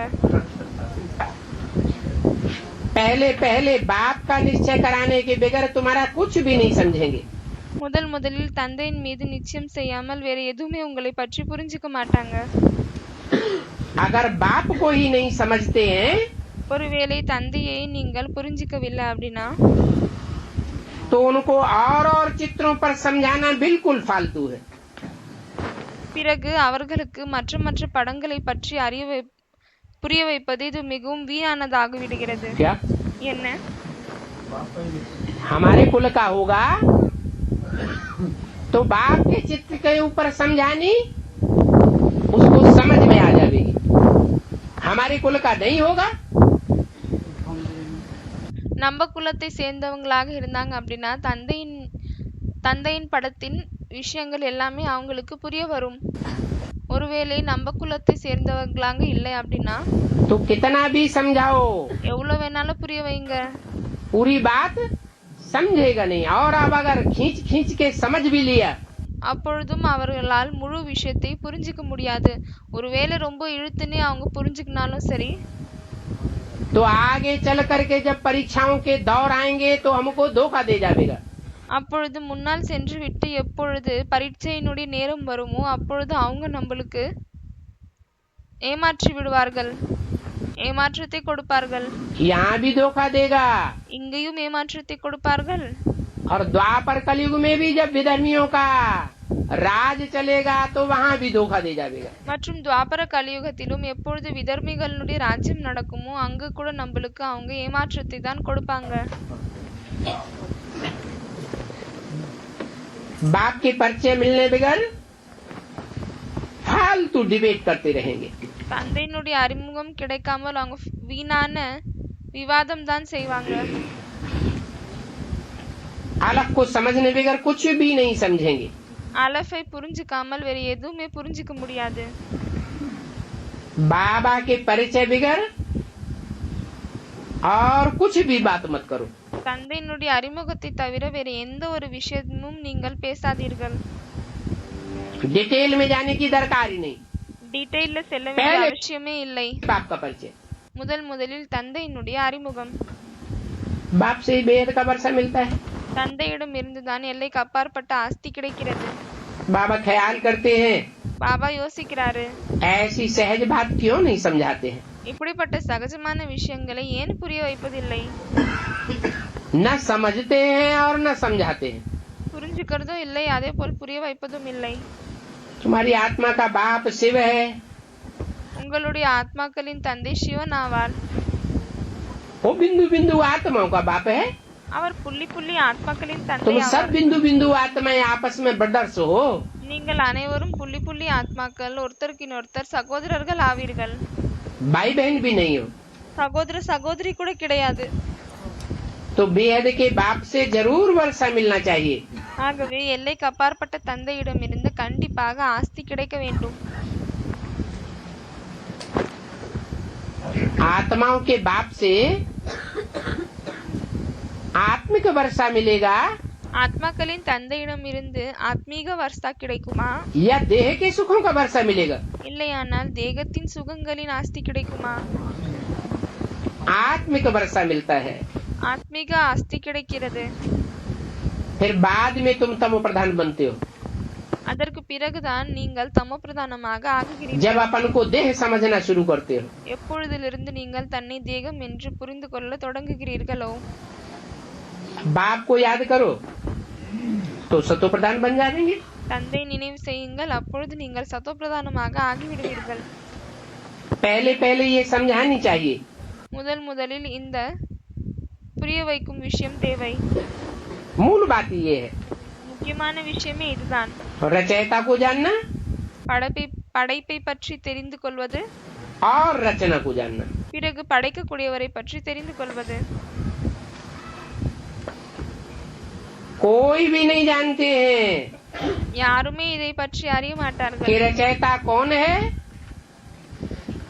और रचना कौन है. என்னவென்றால் படைக்கக்கூடியவர் யாரு மற்றும் படைப்பு எது, இதை பற்றி யாருமே அறிய மாட்டார்கள். ऋषि मुनि साधु सन्यासी कोई नहीं जानते. ரிஷி முனிகள், சாது சந்நியாசிகள் யாருமே இதை பற்றி அறிய மாட்டார்கள்.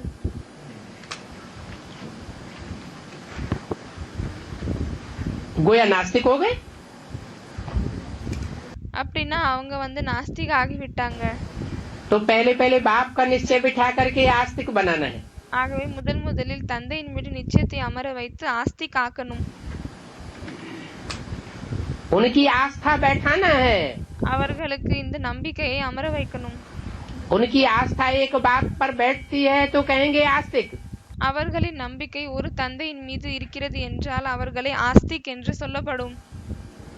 अगर बाप और बाप की रचना पर उनकी आस्था नहीं बैठती है ஒருவேளை தந்தை பிறகு தந்தையினுடைய படைப்பின் மீது அவர்களுக்கு நம்பிக்கை இல்லை என்றால் तो क्या कहेंगे.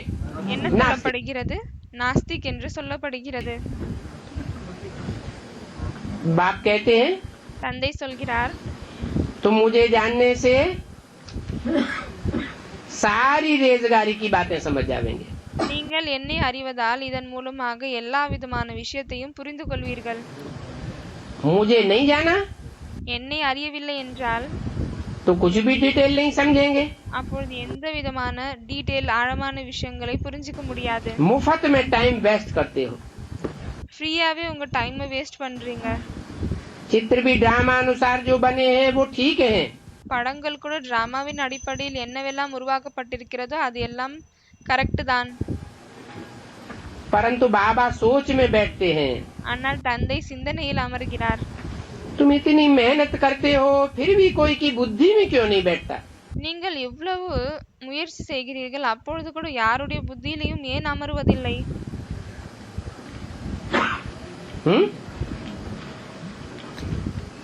क्यों नहीं बैठता. ஏன் कब की அமருவதில்லை? बात है. இது எப்பொழுதற்கான விஷயமாகும்?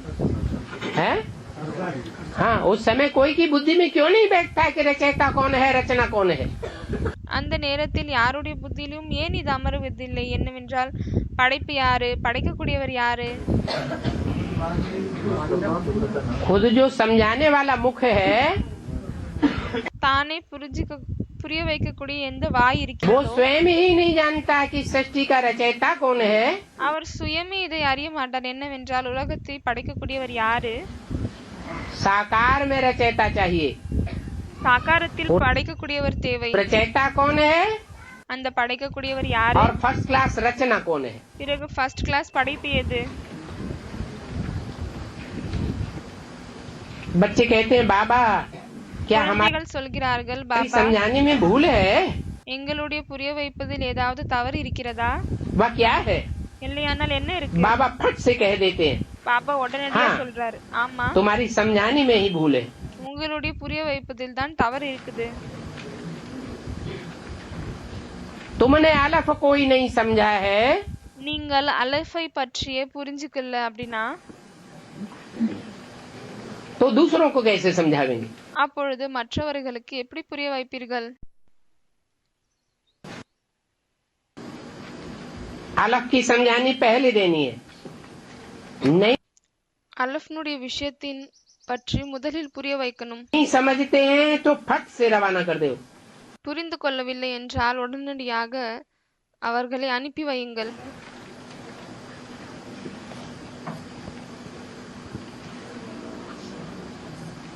अगर रवाना नहीं करेंगे तो क्या होगा? ஒருவேளை அவர்களை அனுப்பி வைக்கவில்லை என்றால் என்ன ஆகும்? है फट से रवाना नहीं करने किया, उनको अंदर टिकने दिया और वो टिक गए तो क्या होगा? அவர்களை உடனடியாக அனுப்பவில்லை, உள்ளுக்குள்ளே இருக்க வைத்து விட்டீர்கள் என்றால் பிறகு என்ன ஆகும்? है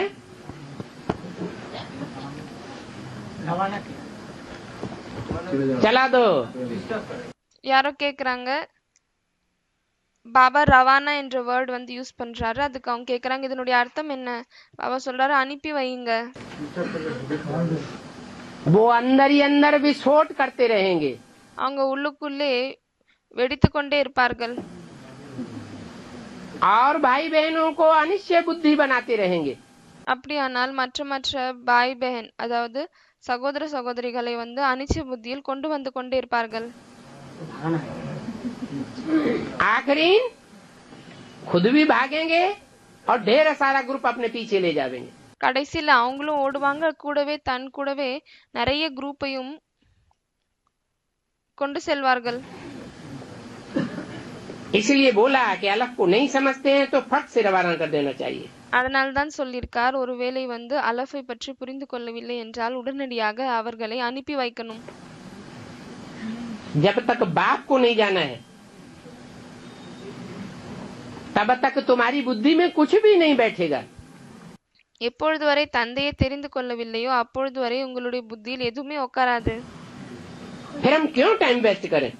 பிறகு நாம் ஏன் டைம் வேஸ்ட் பண்ணணும்? बच्चे कहते हैं बाबा हम कितना भी समझाते हैं, குழந்தைகள் சொல்கிறார்கள், பாபா நாங்க எவ்வளவு புரிய வச்சாலும் சரி कोई की बुद्धि में बैठता ही नहीं है। யாருடைய புத்தியில் அமர்வதே இல்லை. अरे अलग को नहीं समझा है तो धूल भी बुद्धि में नहीं बैठेगी। பாபா சொல்றாரு, அலஃபை பற்றி புரிந்து கொள்ளவில்லை என்றால் எந்த ஒரு மண்ணு கூட புத்தியில் உட்காராது. ये क्या मतलब? இதனுடைய அர்த்தம் என்ன ஆகிவிட்டது? धूल नहीं बैठेगी क्या मतलब? தூசி கூட அமராது என்றால் என்ன அர்த்தம்?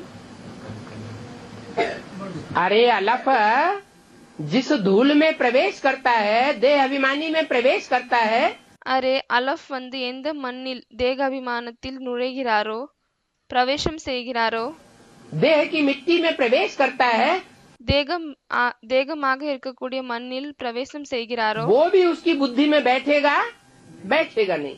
அது கூட அவர்களின் புத்தியில் வந்து அமராது, உட்காராது. भक्ति मार्ग का भूसा ही उनकी बुद्धि में भरा हुआ है। பக்தி மார்க்கத்தினுடைய குப்பை தான் அவர்களின் புத்தியில் நிரம்பி இருக்கிறது. और भूसा जब निकले कैसे निकले? அந்த குப்பை வந்து எப்பொழுது வெளியே வருமோ, ஆகவே எப்படி வெளியே வரும்? बाप को समझे, बाप को याद करे तो यात्रा से भूसा निकले।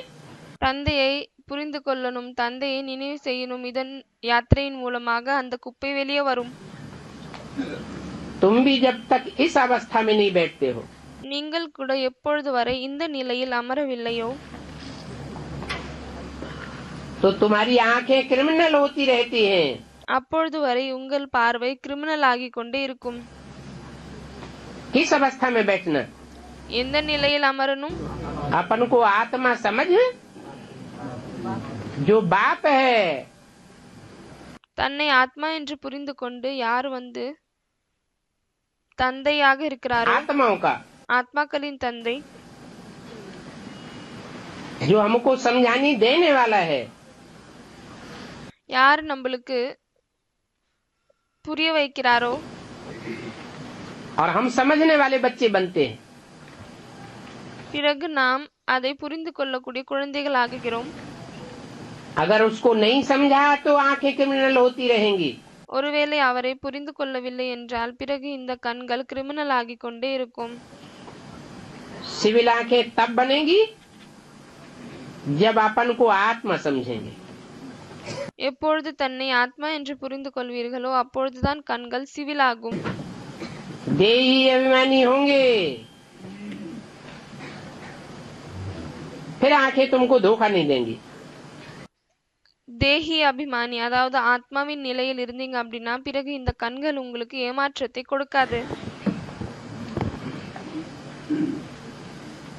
देही अभिमानी नहीं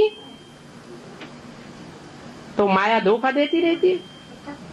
தேஹி அபிமானியாக ஆகல அப்படின்னா ஆத்மா மாயை ஏமாற்றுதலை கொடுத்து கொண்டே இருக்கும். इसलिए पहले पहले तो आत्मा अभिमानी बनना है। அதனால்தான் முதலில் ஆத்மா அபிமானியாக ஆகணும். बाप कहते हैं अपना चार्ट दिखाओ तो मालूम पड़े। பாபா சொல்றாரு உங்களுடைய சார்ட்டை காமிங்க அப்புறம் தெரிய வரும். भले सारा झूठ सारे पाप लिखो, பலே நீங்கள் அதுல எல்லா போய் எல்லா பாவங்களையும் எழுதுங்க.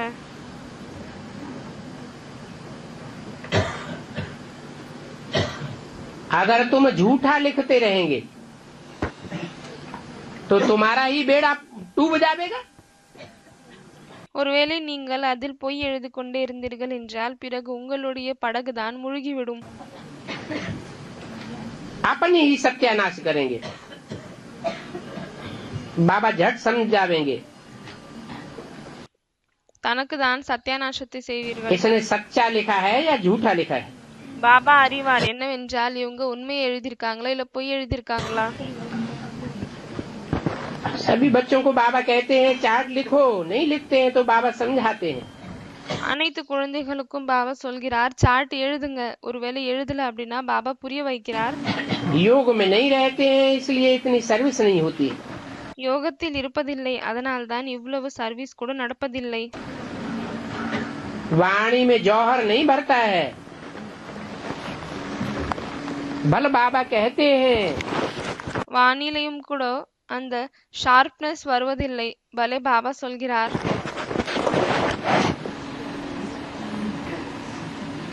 परंतु वो धारणा बुद्धि में नहीं है। ஆனால் அந்த தாரணை புத்தியில இல்ல. कोर्टों में कोई ही निकलेंगे, கோடியில் யாராவது ஒருத்தர் தான் வருவாங்க. परंतु तुम खुद ही योग में नहीं रहते हो तो दूसरा फिर कैसे रहेगा। ஆனால் நாம் சுயமே யோகத்தில் இருப்பதில்லை என்றால் பிறகு மற்றவர்கள் எப்படி யோகத்துல இருப்பாங்க. सभी अपने घर जाना चाहते हैं। सन्यासियों ने कहा है सुख काग विष्टा समान है। அனைவரும் தன்னுடைய வீட்டிற்கு திரும்பி செல்லணும் என்று விரும்புகிறார்கள். சன்னியாசிகள் சொல்லியிருக்கிறார்கள் சுகம் காகத்தின் எச்சிலுக்கு சமமாகும் என்று. तो सुख का नाम ही नहीं लेते हैं। ஆகவே அவர்கள் சுகத்தினுடைய பெயரை எடுப்பதில்லை. क्यों नहीं नाम लेते हैं। ஏன் பெயர் எடுப்பதில்லை. क्योंकि बुद्धि में बैठा हुआ है। ஏனென்றால் இது புத்தியில் அமர்ந்து இருக்கிறது. शास्त्रों में लिखा हुआ है, शास्त्रों की बात पर विश्वास करते हैं। சாஸ்திரத்தில் எழுதப்பட்டிருக்கிறது. ஆகவே சாஸ்திரத்தின் விஷயங்களின் மேல் நம்பிக்கை இருக்கிறது, நம்புகிறார்கள். कि स्वर्ग में भी देवताएं विकारी होते हैं। என்னவென்றால் ஸ்வர்க்கத்திலும் தேவதைகள் விகாரத்தில் இருக்கிறார்கள் என்று, விகாரியாக இருக்கிறார்கள் என்று சாஸ்திரத்திலும் சொல்லப்பட்டிருக்கிறது. तो कहते हैं सुख स्वर्ग के सुख काग विष्टा समान। ஆகவே சொல்கிறார்கள் ஸ்வர்க்கத்தினுடைய சுகம் காகையின் எச்சிலுக்கு சமமாகும் என்று. भक्ति मार्ग वालों से तुम ज्ञान मार्ग वालों की लड़ाई है। பக்தி மார்க்கத்தில் இருக்கிறவங்க அவங்களோடு நீங்கள் ஞான மார்க்கத்தில் இருக்கிறீர்கள், உங்களின் சண்டையாகும். उनकी भक्ति तो अथाह है, बहुत चहचहता है। அவர்களின் பக்தி அதிகமாக இருக்கிறது. बहुत अशांति हो जाती है। மிகவும் அதிகமாக நிம்மதியின்மையாகுகிறது. तुम्हारी नॉलेज तो बिल्कुल शांति की है। உங்களுடைய நாலேஜ் வந்து மிகவும் அமைதிக்கானதாகும். वो चाहते हैं कि सभी शांति हो। बोलो। அவர்கள் விரும்புகிறார்கள் என்னவென்றால் எல்லாமே அமைதியாக இருக்கணும் என்று. सभी धर्मों में शांति कैसे हो जाएगी? அப்பொழுது சொல்லுங்கள், அனைத்து தர்மத்திலும் எப்படி வந்து நிம்மதி வரும்?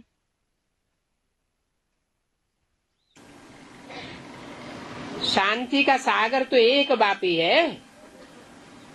நிம்மதியினுடைய கடல் ஒரே ஒரு தந்தை தான் ஆவார். उन धर्मों के फॉलोअर्स तो अलग अलग बाप बताते हैं। அந்தந்த தர்மத்தினுடைய ஃபாலோவர்ஸ் வந்து தனித்தனி தந்தையை பற்றி சொல்கிறார்கள். वो शांति कैसे स्थापन करेंगे? அவரால் எப்படி வந்து வீட்டை நிம்மதியை ஸ்தாபனை செய்ய முடியும்? अभी अपन को आत्मा समझो। आत्माओं का बाप एक ही है। இப்பொழுது தன்னை ஆத்மா என்று புரிந்து கொள்ளுங்கள். ஆத்மாவினுடைய தந்தை ஒரே ஒருத்தர் தான். उस बाप को याद करेंगे तो शांति मिल जाएगी। அந்த தந்தையை நினைவு செய்தால் பிறகு சாந்தி கிடைத்துவிடும். वो सत्य बाप है। அவர் உண்மையான தந்தை सत्य ஆவார். को स्थापन करते हैं तो सत्युग में शांति भी होती है। சத்தியுகத்தை ஸ்தாபனை செய்கிறார், ஆகவே சத்தியுகத்தில் நிம்மதியும் இருக்கிறது. नई दुनिया में होती ही है शांति का राज्य। புதிய உலகத்தில் சாந்தியினுடைய ராஜ்யம் தான் இருக்கிறது. बहुत बच्चे हैं सच नहीं बतलाते हैं, நிறைய குழந்தைகள் இருக்கிறார்கள், உண்மையை சொல்லுவதே இல்லை. तो अपना ही कल्याण करते हैं। அப்பொழுது தனக்கு தான் தீங்கு செய்கிறார்கள். अपने लिए ही झूठ की दुनिया रचते हैं। தனக்காக தான் பொய்யினுடைய உலகத்தை படைக்கிறார்கள். चार्ट ही नहीं लिखते। சாட்டை எழுதுவதில்லை. नॉलेज तो बहुत सस्ती है। நாலேஜ் வந்து மிகவும் சீப்பானதாகும். मैगजीन तो लिखना सहज है। மேகசினை எழுதுவது வந்து சகஜமானதாகும். बहुत लिखते हैं। நிறைய பேர் எழுதுகிறார்கள். 25 मार्च 1968 की वाणी का तीसरा पेज। पहले मुख्य बात है अपन को आत्मा समझ शिव बाबा को याद करो। வாணியினுடைய 3வது பக்கம் முதலில் இருக்கக்கூடிய முக்கியமான விஷயம் என்னவென்றால் தன்னை ஆத்மா என்று புரிந்து கொண்டு சிவ தந்தையை நினைவு செய்யுங்கள். नहीं तो ऐसे तो शिव बाबा की पुजारी ढेर है। இல்லனா சிவபாபாவினுடைய பூஜாரிகள் நிறைய பேர் இருக்கிறார்கள். சிவபாபாவிற்கு பூஜை செய்யக்கூடியவர்கள் நிறைய பேர் இருக்கிறார்கள். मूल बात है अपने को आत्मा समझना, फिर बाप को याद करना। முக்கியமான விஷயம் என்னவென்றால் முதலில் தன்னை ஆத்மா என்று புரிந்து கொள்வது, அதற்கு பிறகு தந்தை நினைவு செய்வது. बाप कहते हैं मन मना भव। தந்தை சொல்கிறார் மன்மனா பவ். मेरे में मन को रमा दे। எனக்குள் உங்களுடைய மனதை ஈடுபடுத்துங்கள். जो मेरे अंदर संकल्प है वो तेरे अंदर समा जाए। எனக்குள் எந்த எண்ணங்கள் இருக்கிறதோ அது உங்களுக்குள் வரணும். परंतु ये मनमना अभव अक्षर भी बोलना नहीं है। ஆனால் இந்த மன்மனா பவ் என்ற வார்த்தையை கூட சொல்லக்கூடாது. इसके अर्थ में टिकना है। வெறும் அதனுடைய அர்த்தத்தில் தான் நிலைக்கணும். हिंदुस्तान की तो है हिंदी भाषा। இந்துஸ்தான்ல ஹிந்தி மொழி தான் இருக்கு. फिर संस्कृत दूसरी भाषा क्यों? பிறகு சன்ஸ்கிருதம் இரண்டாவது மொழி ஏன் இருக்கு? ये मनमना भव अक्षर तो गीता से उठाया है। இந்த மன்மனா பவ் என்ற வார்த்தையை வந்து கீதையிலிருந்து தான் எடுத்திருக்காங்க. संस्कृत का अक्षर है ना। இது வந்து சன்ஸ்கிருத்னுடைய வார்த்தை இல்லையா? आजकल ये गवर्नमेंट क्यों संस्कृत पद पर जोर देती है? இன்றைய நாட்களில் இந்த கவர்மெண்ட் ஏன் வந்து சமஸ்கிருத மொழியோடு சேர்த்து விடுகிறார்கள்? ये संस्कृत तो अपने काम ही आने वाली नहीं है। இந்த சமஸ்கிருதம் வந்து நம்மளுடைய வேலைக்கு உதவ போவதில்லை. तो इन भाषाओं आदि को छोड़ दो। ஆகவே இந்த மொழி எல்லாத்தையும் விட்டுடுங்க. पहले तुम भाषण करो तो बोलो अपन को आत्मा समझो। முதலில் நீங்கள் ஸ்பீச் பண்ணீங்க அப்படின்னா சொல்லுங்க என்னவென்றால் தன்னை ஆத்மா என்று புரிந்து கொள்ளுங்கள். ऐसे बहुत हैं जो अपन को आत्मा भी नहीं समझ सकते।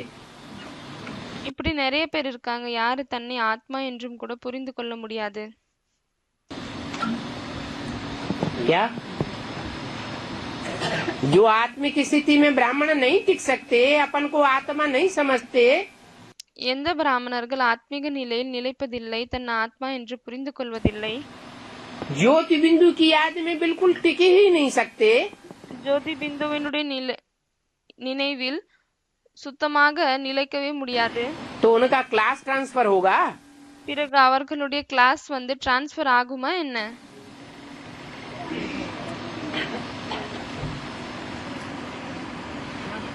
क्लास ट्रांसफर तभी होगा जब आत्मा की सारी कट देह अभिमानी की उतर जाए बेसिकली। எப்பொழுது ஆத்மாவினுடைய அனைத்து துருவும் பேசிக்கலி இறங்கிவிடுமோ அப்பொழுதுதான் கிளாஸ் டிரான்ஸ்ஃபர் ஆக முடியும்। अपन को आत्मा समझे तब डायरेक्ट बाप से सीखे। தன்னை ஆத்மா என்று புரிந்து கொள்ளணும், அப்பொழுதுதான் டைரக்டாக தந்தையிடம் இருந்து கற்றுக்கொள்ள முடியும்। याद ही नहीं कर सकते, நினைவே செய்ய முடிய மாட்டேங்குது। ऐसे अपने घाटे की कोई बात समझ ही नहीं सकते। இப்படி தன்னுடைய நஷ்டத்திற்காக எந்த ஒரு விஷயமும் அவர்களால் புரிந்து கொள்ள முடியாது। कल्याण तो है ही बाप की याद में, தந்தையினுடைய நினைவில் நன்மை இருக்கு। और कोई सत्संग में ऐसे नहीं कहते कि अपन को आत्मा समझो और बाप को याद करो। வேற எந்த ஒரு சத்சங்கத்திலும் இது சொல்வதில்லை என்னவென்றால் தன்னை ஆத்மா என்று புரிந்து கொள்ளுங்கள், தந்தையை நினைவு செய்யுங்கள் என்று। क्यों नहीं कहते ஏன் அப்படி சொல்வதில்லை? हैं? क्योंकि और जो भी सत्संग हैं, ஏனென்றால் வேற என்னவெல்லாம் சத்சங்கம் இருக்கோ उनमें जो भी गुरु बैठते हैं, गुसाई बैठते हैं, वो सब அதுல யாரெல்லாம் குருக்கள் அமர்கிறார்கள் அவர்கள் எல்லாம் देह अभिमानी हैं। தேக அபிமானி ஆவார்கள்। और कोई सत्संग में ऐसे कहते ही नहीं। வேற எந்த ஒரு சத்சங்கத்திலும் இப்படி சொல்வதே இல்லை। बच्चे कब बाप को एक जगह बैठकर याद करते हैं क्या? குழந்தைகள் எப்பொழுதாவது ஒரு இடத்துல உட்கார்ந்து தந்தை நினைவு செய்வாங்களா என்ன? उठते बैठते बाप को याद करना है। எழுந்து கொண்டு அமர்ந்து கொண்டு தந்தையை நினைவு செய்யணும்। आत्माभिमानी बनने की प्रैक्टिस करनी है। ஆத்மாபிமானி ஆகுவதற்கான பிராக்டிஸ் செய்யணும்। तुम बहुत टू मच बोलते हो, बात मत पूछो।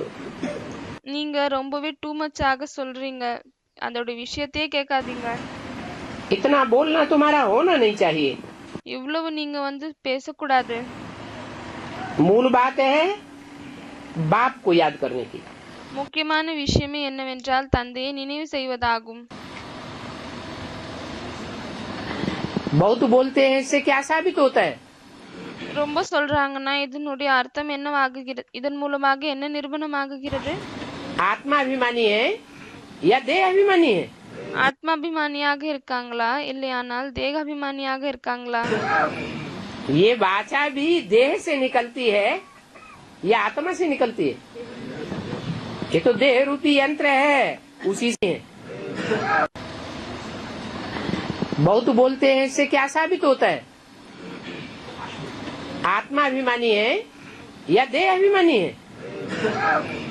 ये वाचा भी देह से निकलती है या आत्मा से निकलती है? இந்த சொற்கள் கூட தேகத்திலிருந்து வெளியே வருதா இல்லையானால் ஆத்மாவிலிருந்து வருதா? ये तो देह रूपी यंत्र है, उसी से वाचा निकलती है। இது தேகம் ரூபமாகிய இன்ஸ்ட்ருமெண்ட் ஆகும், அதன் மூலமாக தான் சொற்களும் வெளியே வருகிறது। बस योगाग्नि से ही हम पावन बनेंगे। अभी அவ்வளவுதான், யோகா அக்னியின் மூலமாக தான் நம்மளால பாவனமாக முடியும்। सभी दुखी है, இப்பொழுது அனைவரும் துக்கத்தில் இருக்கிறார்கள்। सुख मिलता ही है पावन बनने से, पतित बनने से दुख मिलता है, पावन बनने से सुख मिलता है। பத்தித்தாகுவதால் துக்கம் கிடைக்கிறது, பாவனமாகுவதால் சுகம் கிடைக்கிறது। तुम खुद आत्माभिमानी हो, किसको समझावेंगे? நீங்கள் சுயம் ஆத்மீக நிலையில் இருந்து யாருக்காவது புரிய வைத்தால் तो किसको जरूर तीर लगेगा। அப்பொழுது அவங்களுக்கு கண்டிப்பாக அந்த விஷயம் போய் சேரும். खुद विकारी है और दूसरों को कहे निर्विकारी बनो, ஆனால் ஒருவேளை தானே விகாரியாக இருக்காங்க, ஆனா மற்றவர்களுக்கு சொல்றாங்க நிர்விகாரி ஆகுங்க, तो उनका तीर लगेगा ही नहीं, அப்பொழுது அவங்களுடைய சொற்கள் அவங்களை சேரவே சேராது. क्योंकि खुद ही पतित है। ஏனென்றால் அவர்கள் தானே பத்திதமாக இருக்கிறார்கள். ये भी ऐसे है, இவங்க கூட இப்படிதான் இருக்காங்க. तुम खुद याद की यात्रा में रहते नहीं हो, நீங்கள் சுயம் நினைவினுடைய யாத்திரையில் இருப்பதில்லை, इसलिए किसको तीर लगता नहीं है। அதனால்தான் யாருக்குமே வில்லு போய் சேருவதில்லை, அம்பு போய் சேருவதில்லை. अभी बाप कहते हैं बीती सो बीती, இப்பொழுது தந்தை சொல்கிறார் எது கடந்து விட்டதோ அது கடந்து விட்டதுதான். अभी पहले अपन को सुधारो, இப்பொழுது முதலில் நீங்கள் தன்னை சுதாரியுங்கள். दिल से पूछो हम अपन को आत्मा समझ बाप को कितना याद करते हैं। தன் மனதில் கேளுங்கள், என்னவென்றால் நம்ம தன்னை ஆத்மா என்று புரிந்து கொண்டு தந்தையை எவ்வளவு நினைவு செய்கிறோம். बाबा हमको विश्व का मालिक बनाते हैं, தந்தை நம்மளை உலகத்திற்கு எஜமானராக்குகிறார். हम शिव बाबा का बच्चा हूँ, நம்ம சிவபாபாவினுடைய குழந்தை ஆவோம். तो जरूर हमको स्वर्ग का मालिक बनना चाहिए। அப்பொழுது கண்டிப்பாக நமக்கு ஸ்வர்கத்தினுடைய எஜமானராக ஆக வேண்டும். बाप एक ही मासूक है, தந்தை ஒரே ஒரு காதலை, तुम सब उसके आशिक हो। நாம் அனைவரும் அவருடைய காதலி ஆவோம். अभी आशिक आकर के खड़ा हुआ है, இப்பொழுது காதலன் விட்டு நின்று கொண்டிருக்கிறார். तो उनके साथ बहुत लव होना चाहिए। ஆகவே அவரோடு மிகவும் அதிகமாக அன்பு இருக்கணும். लव माना ही याद, அன்பு என்றாலே நினைவு. शादी होती है तो स्त्री का पति के साथ कितना लव जाता है। எப்பொழுது திருமணம் நடக்கிறதோ அப்பொழுது ஒரு பெண்ணினுடைய அன்பு தன்னுடைய கணவன் மீது எவ்வளவு இருக்கிறது. अभी तुम्हारी भी सगाई हुई है ना, இப்பொழுது உங்களுக்கு கூட என்கேஜ்மெண்ட் ஆயிருக்கு இல்லையா? तुम्हारी सगाई हुई है, शादी नहीं हुई है। உங்களுக்கு என்கேஜ்மெண்ட் தான் ஆயிருக்கு, உங்களுக்கு திருமணம் ஆகவில்லை. शादी तो तब कहेंगे जब तुम विष्णुपुरी में जावेंगे। திருமணம் என்று அப்பொழுதுதான் சொல்ல முடியும் எப்பொழுது நீங்கள் விஷ்ணுபுரிக்கு செல்வீர்கள். पहले शिव बाबा के पास जावेंगे, முதலில் சிவபாபாவிடம் செல்வீர்கள், फिर ससुर घर जावेंगे, அதற்கு பிறகுதான் மாமியார் வீட்டுக்கு செல்வீர்கள். सगाई की खुशी होती है ना, सगाई हुई और याद पक्की हुई। என்கேஜ்மெண்ட்ல சந்தோஷம் இருக்கிறது இல்லையா? என்கேஜ்மெண்ட் ஆயிடுச்சு, அப்புறம் நினைவு கூட பக்காவாயிடுச்சு. सत्ययुग में भी सगाई होती है, சத்தியுகத்துல கூட இந்த என்கேஜ்மெண்ட் ஆகுது. वहाँ की सगाई कब टूटती नहीं है। அங்க இருக்கக்கூடிய என்கேஜ்மெண்ட் எப்பொழுதுமே உடையவதில்லை. अकाल मृत्यु ही नहीं होती है, அகால மரணமே ஏற்படுவதில்லை. ये अकाल मौत तो यहाँ होता है। இந்த அகால மரணம் இங்குதான் ஏற்படுகிறது. सगाई एक बार की, फिर अगर नहीं होती, सगाई तो पवित्र पने में होना चाहिए ना। என்கேஜ்மெண்ட் தூய்மையாக இருக்கும் பொழுதுதான் நடக்க வேண்டும். तो बाप समझाते हैं, ஆகவே தந்தை புரிய வைக்கிறார், ये नॉलेज तो सहज है, இது சகஜமான நாலேஜ் ஆகும். बाकी याद की यात्रा कहाँ है। அதை தவிர நினைவினுடைய யாத்திரை எங்க இருக்கு? इसलिए कहते हैं प्रैक्टिस करो। அதனால்தான் சொல்கிறார் பிராக்டிஸ் பண்ணுங்க. गृहस्थ व्यवहार में रहते याद करना है, இல்லற மார்க்கத்தில் இருந்து கொண்டே குடும்பத்தில் இருந்து கொண்டே நினைவு செய்யணும். बल नजदीक में रहते हैं तो भी उन्नति थोड़ी ही होती है। பலை கிட்ட இருக்காங்க, அப்ப கூட உன்னதி ஏற்படுவதில்லை இல்லையா? जो उस लव से आते हैं उनकी बहुत उन्नति होती है। யாரு அந்த அன்போடு வருகிறார்களோ அவர்களுக்கு மிகவும் உயர்வு ஏற்படுகிறது. याद नहीं करते हैं तो लव थोड़ी ही रहता है। நினைவு செய்வதில்லை என்றால் அந்த அன்பு இருக்கிறதா என்ன? अगर लव हो तो जरूर शिक्षा धारण करें। ஒருவேளை அன்பு இருந்தா கண்டிப்பாக இந்த படிப்பை வந்து தாரணை செய்யணும். बाप का परिचय देवे, தந்தையினுடைய அறிமுகம் கொடுக்கணும். अगर बाप का परिचय नहीं देते हैं तो समझो लूले लंगड़े हैं। ஒருவேளை தந்தையினுடைய அறிமுகத்தை கொடுக்கவில்லை என்றால் புரிந்து கொள்ளுங்கள் என்னவென்றால் அவர்கள் நொண்டிகள். बाप ने कहा था मंदिरों में जो शादियों के लिए हाल बनाते हैं, பாபா புரிய வைத்திருக்கிறார் கோவில்களில் திருமணத்திற்காக என்ன ஹால்லாம் உருவாக்குறாங்களோ उनको जाकर के समझाओ। அவங்களுக்கு போய் புரிய வைங்க. परंतु कहाँ से भी समाचार नहीं आया है कि हमने ऐसे ऐसे समझाया। ஆனால் எங்க இருந்துமே இப்படிப்பட்ட நியூஸே வரல என்னவென்றால் நாங்க இப்படிலாம் போய் புரிய வச்சோன்னு. तुम वहाँ भी उनको अच्छी रीति परिचय दे सकते हो। நீங்கள் அங்கு கூட அவங்களுக்கு நல்ல விதமாக அறிமுகத்தை கொடுக்கலாம். बोलो भगवान वाच है, गीता में लिखा हुआ है काम महाशत्रु है। சொல்லுங்கள் பகவான் உவாச், கீதையில் எழுதப்பட்டிருக்கிறது காம விகாரம் மகா சத்ரு ஆகும். और तुम लोग यहाँ क्या करते हो? பிறகு நீங்கள் இங்கு என்ன செய்றீங்க? तुम उनसे मिलकर के समझा सकते हो। बोलो நீங்கள் அவர்களோடு சந்திச்சிட்டு இதை புரிய வைக்கலாம். அவர்களிடம் बाबा சொல்லுங்கள் ने हमको यहाँ भेजा है, பாபா எங்களை இங்கு அனுப்பியிருக்கிறார். काम कटारी चलाने के लिए जिन्होंने हाल बनाया है उनको पैगाम दो। காமத்தினுடைய கத்தியை யூஸ் பண்றதுக்காக யார் இங்க ஹாலை உருவாக்கியிருக்காங்களோ அவங்களுக்கு சென்று விட்டு இந்த மெசேஜை கொடுங்க. ये काम विकार तो महाशत्रु है, இந்த காம விகாரம் மகா எதிரியாகும். जो आदि मध्य अंत दुख देते हैं। எது ஆரம்பம் நடு கடைசி வரைக்கும் கூட துக்கத்தை தான் கொடுக்கிறது. हम आपको बाप का पैगाम देने आए। நாங்க இங்க உங்களுக்கு தந்தையினுடைய மெசேஜை கொடுக்க வந்திருக்கோம். और शिव बाबा ने हमको भेजा है। பிறகு சிவபாபா எங்களை இங்கு அனுப்பியிருக்கிறார். तुम तो पवित्र सतयुग के मालिक थे, फिर अभी गिरे हो तो गंदे बन पड़े हो। நீங்கள் தூய்மையான சத்தியுகத்தின் எஜமானராக இருந்தீர்கள், இப்பொழுது விழுந்து விட்டீர்கள், அதனால் தான் அழுக்காகி இருக்கிறீர்கள். अभी अंतिम जन्म फिर से पवित्र बनो। இப்பொழுது கடைசி பிறவில் திரும்பி நீங்கள் வந்து தூய்மையாகுங்கள். काम चिच्छा पर बैठने का यह हथियाला बांधना तोड़ दो। காம விகாரத்தின் நெருப்பில் அமரணும் என்ற அந்த விஷயத்தை நீங்கள் உடைத்து விடுங்கள். ये हाल हमको दो, இந்த ஹால் எங்களுக்கு கொடுங்க. तो हम सभी को ये शिक्षा देंगे।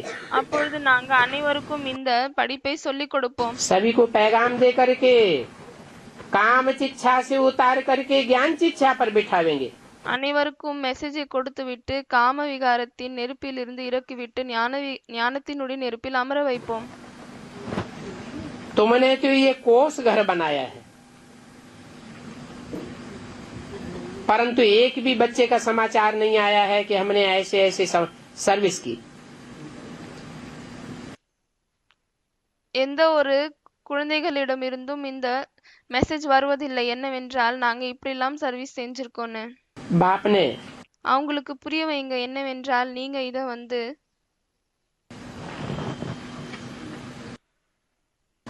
हमारे थ्रू ये संदेश भेजा है। தந்தை எங்கள் மூலமாக இந்த அறிமுகத்தை அனுப்பியிருக்கிறார். धन बहुत है तो उस धन से पाप के काम थोड़ी लगाना चाहिए। பணம் அதிகமாக இருந்தால் அந்த பணத்தின் மூலமாக பாவத்தின் கர்மத்தில் ஈடுபடுத்தணுமா என்ன? अभी ये धंधा छोड़ दो। இப்போ இந்த தொழிலை விட்டுருங்க.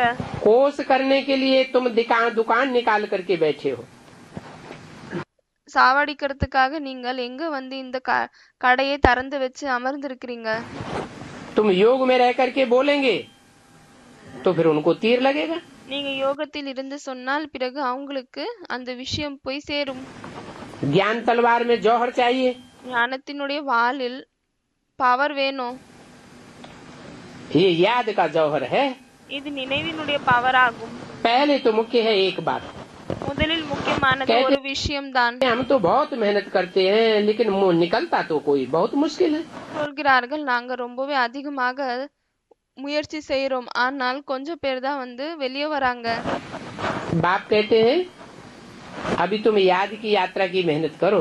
தந்தை சொல்கிறார், இப்பொழுது நீங்கள் நினைவினுடைய யாத்திரையில் தன்னுடைய உழைப்பை ஈடுபடுத்துங்கள்.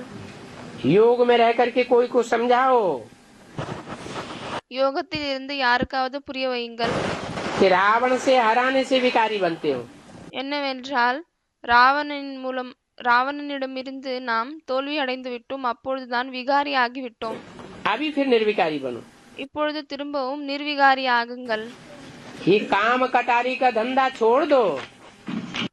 இந்த காம கத்தியை யூஸ் பண்ற வேலையை விட்டு விடுங்க.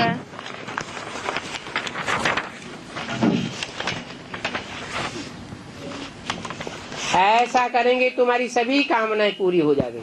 இப்படி செய்தால் உங்களுடைய எல்லா விதமான ஆசையும் நிறைவேறிவிடும். 25-368 की वाणी का चौथा पेज। வாணியினுடைய 4வது பக்கம். बोलो। சொல்லுங்கள். बाप आए हैं स्वर्ग का मालिक बनाने के लिए। தந்தை வந்திருக்கிறார் ஸ்வர்கத்தினுடைய எஜமானராக்குவதற்காக. बाबा अभी गुहे डायरेक्शन तो बहुत देते रहते हैं, परंतु बच्चे पकड़ते नहीं है। பாபா இப்பொழுது மிகவும் ஆழமான டைரக்ஷனை கொடுத்துனே தான் இருக்கார், ஆனால் குழந்தைகள் அதை பிடித்துக் கொள்வதில்லை. और बातों में जाने की क्या दरकार है? மற்ற விஷயத்தில் செல்வதற்காக என்ன அவசியம் இருக்கு? बात तो है बाप का पैगाम दो। முக்கியமான விஷயம் என்னவென்றால் தந்தையினுடைய அறிமுகத்தை கொடுங்கள். खुद ही याद नहीं करेंगे तो दूसरों को कैसे कहेंगे? தானே நினைவு செய்வதில்லை என்றால் மற்றவர்களுக்கு எப்படி சொல்வீர்கள்? ये ठगी तो यहाँ चलेगी नहीं।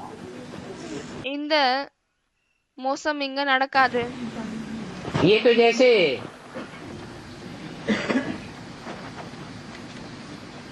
गीवी खोर हो जाते हैं, दूसरों को कहना और खुद नहीं करना। இது எப்படி ஆகுதுன்னா வெறும் மற்றவர்களுக்கு சொல்வது ஆனா தானே செய்வதில்லை, இப்படிப்பட்ட கதையாகிடுது. दूसरों को कहेंगे विकार में न जाओ और खुद जावेंगे तो जरूर दिल खावेगी। மற்றவர்களுக்கு சொல்றாங்க தான் விகாரத்தில் போகாதீங்க, ஆனா தானே அந்த விகாரத்தில் போறாங்க அப்படின்னா மனசு உறுத்துது இல்லையா? ऐसे हरामखोर बहुत होते हैं, फिर दूसरों को तीर लगेगा ही नहीं। இப்படி கெட்டவங்க நிறைய பேர் இருக்காங்க. இப்படி இருந்தால் மற்றவர்களுக்கு நம்ம சொல்ல வேண்டிய விஷயம் போய் சேரவே சேராது. मूल बात को पकड़ना चाहिए ना। முக்கியமான விஷயத்தை பிடிக்கணும் இல்லையா? बाप कहते हैं अलफ को जानने से तुम सभी कुछ जान लावेंगे। தந்தை சொல்கிறார், நீங்கள் அலஃபை தெரிந்து கொள்வதால் அனைத்தையும் தெரிந்து கொள்வீர்கள். अलफ बिगर कुछ भी नहीं समझेंगे। அலஃப் இல்லாமல் எதுவுமே புரிஞ்சுக்க மாட்டீங்க. एक पंडित का मिसाल भी सुनाते हैं। ஒரு பண்டித்னுடைய எக்ஸாம்பிள் கூட சொல்றாரு. बोला राम राम कहने से नदी पार हो जाएंगे। என்ன சொன்னார்னா அவரு, ராம் ராம் சொன்னீங்கன்னா இந்த ஆற்றை நீங்கள் கடந்து விடலாம். एक दिन पंडित को कहा चलो उस पार। ஒரு நாள் பண்டித்துக்கு அவங்க சொன்னாங்க, நீங்க வாங்க நம்ம அந்த பக்கம் போலாம். तो बोला बोट कहाँ है? அப்ப அவர் கேட்டாரு, போட் எங்க இருக்கு? कहने लगे अरे तुमने तो कहा था राम राम कहने से नदी पार हो जाएंगे। அப்ப அவங்க சொன்னாங்க, நீங்க தானே சொன்னீங்க ராம் ராம்னு சொன்னா நம்ம ஆற்றை கடந்து விடலாம். तो उन्होंने निश्चय से विजय पा ली और नदी पार हो गए। அப்ப அவங்க நிச்சயத்தின் மூலமாக வெற்றி அடைந்தாங்க, ஆற்றை கடந்து விட்டாங்க. और पंडित जी वहीं खड़े रह गए। ஆனால் அந்த பண்டித்து யாரு ராம் ராம்னு சொன்னா முன்னாடி ஆற்றை கடந்து விடலாம் என்று சொன்னாரோ அவர் அங்கேயே நின்னு விட்டார். किंतु बोट तो उनको दिखाई नहीं दी। ஏனால் அவருக்கு போட் தென்படல. वो था कुकर ज्ञानी। அதனால்தான் அவர் என்னன்னா சேவல் போல ஞானி ஆகுறாரு. வெறும் சொல்றாரு ஆனா செய்யவில்லை. तुमको ऐसा कुकर ज्ञानी नहीं बनना चाहिए। ஆனால் உங்களுக்கு இப்படிப்பட்ட ஞானியாக ஆகக்கூடாது. इस बात में बड़ी मेहनत है। இந்த விஷயத்தில் மிகவும் அதிகமாக உழைப்பு இருக்கிறது. इस बात में ही फेल हो जाते हैं। ஆனால் இந்த விஷயத்தில் தான் ஃபெயில் ஆகிடுறாங்க. अभी ये योग अक्षर निकाल दो। இப்பொழுது இந்த யோகம் என்ற வார்த்தையை எடுத்து விடுங்கள். कहो याद। நினைவு என்று परमपिता परमात्मा की याद करो। பரம்பிதா பரமாத்மாவை நினைவு செய்யுங்கள். परंतु परमपिता परमात्मा का अर्थ ही नहीं जानते। ஆனால் பரம்பிதா பரமாத்மாவினுடைய அர்த்தத்தையே அவர்கள் தெரிந்து கொள்வதில்லை. तो बाप बच्चों को बैठ समझाते हैं। ஆகவே தந்தை குழந்தைகளுக்கு அமர்ந்து விட்டு புரிய வைக்கிறார். तुम याद में नहीं रहते हो, நீங்கள் நினைவில் இருப்பதில்லை, इसलिए तुम्हारी सर्विस कम होती है। அதனால்தான் உங்களுடைய சர்வீஸ் கம்மியாக நடக்குது. किसकी याद में नहीं रहते हो? யாருடைய நினைவில் இருப்பதில்லை? परम पिता परमात्मा की याद में। பரம்பிதா பரமாத்மாவினுடைய நினைவில் இருப்பதில்லை. ये क्या बात? இது என்ன விஷயமாகியது? परम पिता परमात्मा की याद न कहें, परमात्मा परम पिता की याद कहे तो है? பரமாத்மா பரம்பிதாவின் நினைவில் சொல்லாமல் பரம்பிதா பரமாத்மாவின் நினைவு சொன்னால் என்ன ஆகும்? परमात्मा परम पिता क्यों नहीं कहते? பரமாத்மா பரம்பிதான் ஏன் சொல்வதில்லை? परम पिता शब्द क्यों पहले? பரம்பிதா என்ற வார்த்தை ஏன் ஃபர்ஸ்ட் யூஸ் பண்றாங்க? जैसे कहते हैं शिव शंकर, எப்படி சொல்றாங்க சிவ சங்கர் என்று? शिव का नाम पहले, शंकर का नाम बाद में। சிவனுடைய பெயர் முதலில், சங்கருடைய பெயர் அதற்கு பின்னால் தான் வருது. ऐसे ही அதே போல்தான் परम पिता माने जो भी पिताएं हैं, பரம்பிதா என்றால் யாரெல்லாம் தந்தைகள் இருக்கிறாங்களோ, चाहे निराकारी आत्माओं का बाप பலே நிராகார ஆத்மாவினுடைய தந்தையாக இருந்தாலும் சரி, और चाहे मनुष्य सृष्टि के बाप, பிறகு மனித சிருஷ்டினுடைய தந்தையாக இருந்தாலும் சரி, और चाहे मनुष्यों के अलग अलग जन्मों के बाप, பிறகு மனிதர்களின் தனித்தனி பிறவினுடைய தந்தையாக இருந்தாலும் சரி, परंतु ஆனால் जो आत्माओं का पिता है யாரு ஆத்மாக்களின் தந்தையாக இருக்கிறாங்களோ वो सर्वोपरि है, அவங்க எல்லாத்தை விட உயர்ந்தவர் ஆவார். और वो आत्माओं का पिता पहचान में तब ही आता है பிறகு அந்த ஆத்மாக்களுடைய தந்தை அப்பொழுதுதான் அவரை நாம் தெரிந்து கொள்ளலாம், जब मनुष्य सृष्टि के बाप में प्रवेश करे। எப்பொழுது அவர் மனித சிருஷ்டினுடைய தந்தையில் பிரவேசம் செய்கிறாரோ. तो पहले कौन है और बाद में कौन है? ஆகவே முதலில் யார் இருக்கிறார், பின்னால் யார் இருக்கிறார்? परम पिता पहले, और बाद में प्रवेश करता है जो आत्माओं के बीच में परम पाटधारी आत्मा है। பரம்பிதா முதலில் இருக்கிறார், அதற்கு பிறகு ஆத்மாக்களில் யார் பரம் சிரேஷ்டதாரி ஆத்மா இருக்கிறாங்களோ, हीरो पाटधारी आत्मा है, ஹீரோ பாட்தாரி ஆத்மா இருக்கிறாரோ, उसमें प्रवेश करता है। அவருக்குள் பரம்பிதா நுழைகிறார். इसलिए परम पिता पहले, परमात्मा बाद में। அதனால் தான் பரம்பிதா ஃபர்ஸ்ட், பரமாத்மா அப்புறம் தான் சொல்றாங்க. तो बाप बच्चों को बैठ समझाते हैं, ஆகவே தந்தை குழந்தைகளுக்கு அமர்ந்து விட்டு புரிய வைக்கிறார். एक्यूरेट याद में नहीं रहते हो, நீங்கள் அக்யூரேட் நினைவில் இருப்பதில்லை, इसलिए तुम्हारी सर्विस कम होती है। அதனால் தான் உங்களுடைய சர்வீஸ் கம்மியா ஏற்படுது. नहीं तो चार्ट क्यों नहीं लिखते हो? இல்லையானால் ஏன் சார்ட்டை எழுதுவதில்லை? आता है ना, அகங்காரம் बाप வருகிறது इतनी இல்லையா? बड़ी अथॉरिटी है, சார்ட் ஏன் எழுதுவதில்லை? அகங்காரம் வருகிறது இல்லையா? தந்தை இவ்வளவு பெரிய அத்தாரிட்டியாக இருக்கிறாரு, परंतु इतना लव थोड़ी है। ஆனால் இவ்வளவு அன்பே இருப்பதில்லை. इसका थोड़ा अच्छा ज्ञान हो गया, लिखा पढ़ी अच्छी की तो नशा चढ़ जाता है। யாருக்கு கொஞ்சம் நல்ல ஞானம் வருது, கொஞ்சம் நல்லா எழுதுறாங்க படிக்கிறாங்க, அப்பா ரொம்ப அதனுடைய போதை ஏறுது. उसे कहेंगे दे अभिमान का नशा। அதை தான் தேக அபிமானத்தினுடைய போதை என்று சொல்லப்படுகிறது. बाप कहते हैं तुम पावन बनेंगे ही आज की यात्रा से, मूल बात में ही कमजोरी होगी, तुम ऊंचे पा ही नहीं सकेंगे। நீங்கள் நினைவினுடைய யாத்திரையின் மூலமாக தான் தூய்மையாகுவீர்கள். ஆகவே இந்த முக்கியமான விஷயத்திலே பலவீனம் இருந்தால் பிறகு எதுவுமே நடக்காது.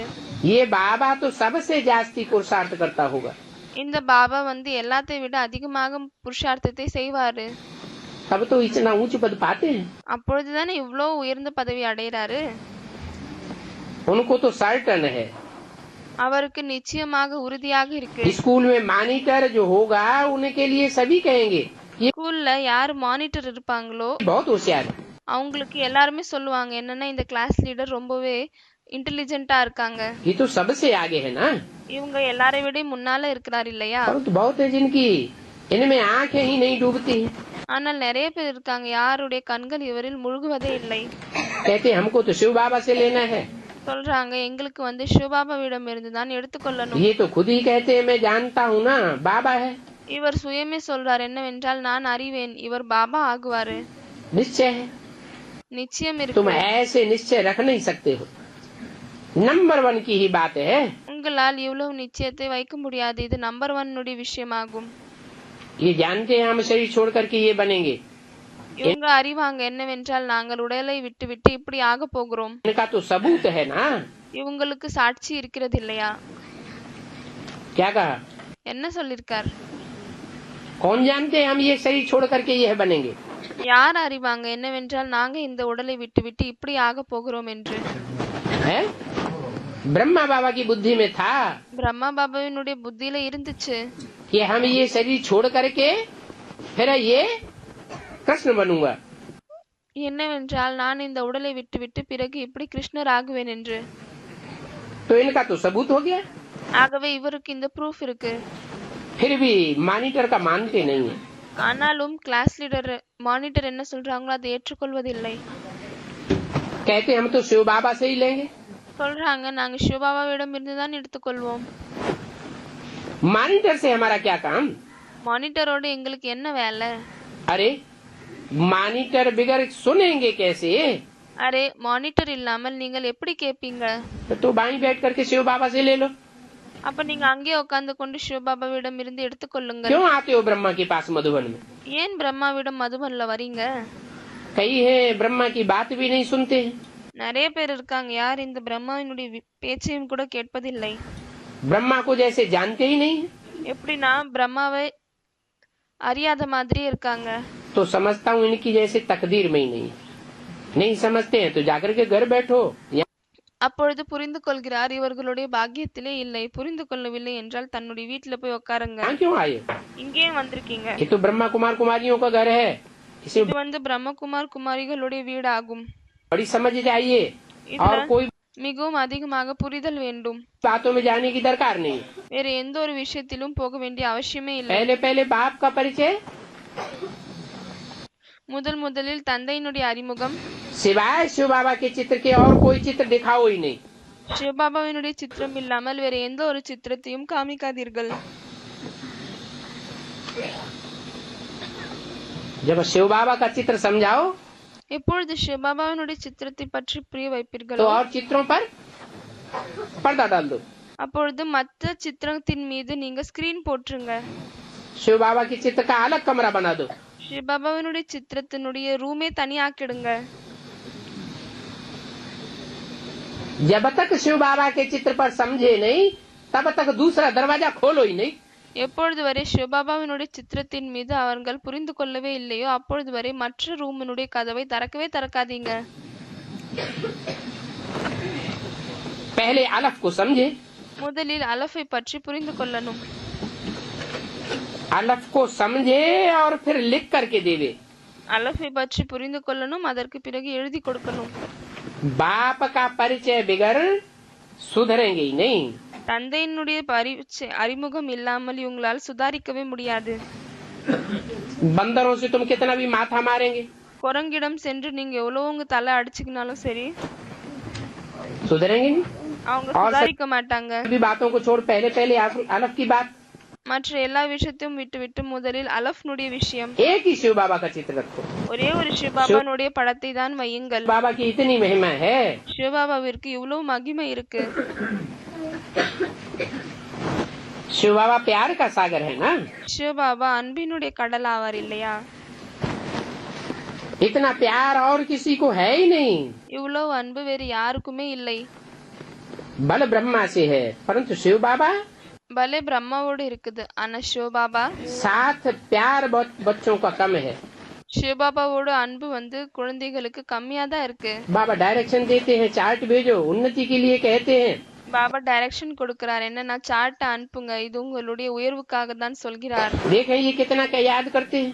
பார்க்கலாம் இவங்க எவ்வளவு நினைவு செய்யறாங்கன்னு. नॉलेज वाले इतना नहीं लिखेंगे। ஞானம் இருக்கக்கூடியவர்கள் இவ்வளவு எழுத மாட்டாங்க. याद की यात्रा वाले लिख करके भेजेंगे। நினைவினுடைய யாத்திரையில் இருக்கக்கூடியவர்கள் எழுதி அனுப்புவாங்க. वेद का प्यार इसको कहा जाता है। இதைதான் எல்லைக்கு அப்பாற்பட்ட அன்பு என்று சொல்லப்படுகிறது. बाबा को फीलिंग आती है। பாபாவிற்கு ஃபீலிங் வருது. लव इनमें है ही नहीं। சிவபாபாவோடு இவங்களுக்கு அன்பே இல்ல. स्त्री पुरुष का विकार के लिए कितना लव जाता है। ஒரு ஆண் மற்றும் பெண்ணுக்கு விகாரத்திற்காக எவ்வளவு அன்பு செல்கிறது. ये बाप निर्विकारी बनाते हैं तो इनको कितना प्यार से याद करना चाहिए। இந்த தந்தை உங்களை நிர்விகாரி ஆக்குறார், அப்படின்னா இந்த தந்தையை எவ்வளவு அன்பா நினைவு செய்யணும். चार्ट दिखाओ। சார்ட் मूल காமிக்கிறேன். बात यह है முக்கியமான விஷயமே இதுதான். जिससे तुम पावन बनेगी. எதன் மூலமாக अच्छा. நீங்கள் பாவனமாகுவீர்கள். बच्चों को गुड मॉर्निंग. நல்லது, குழந்தைகளுக்கு குட் மார்னிங்.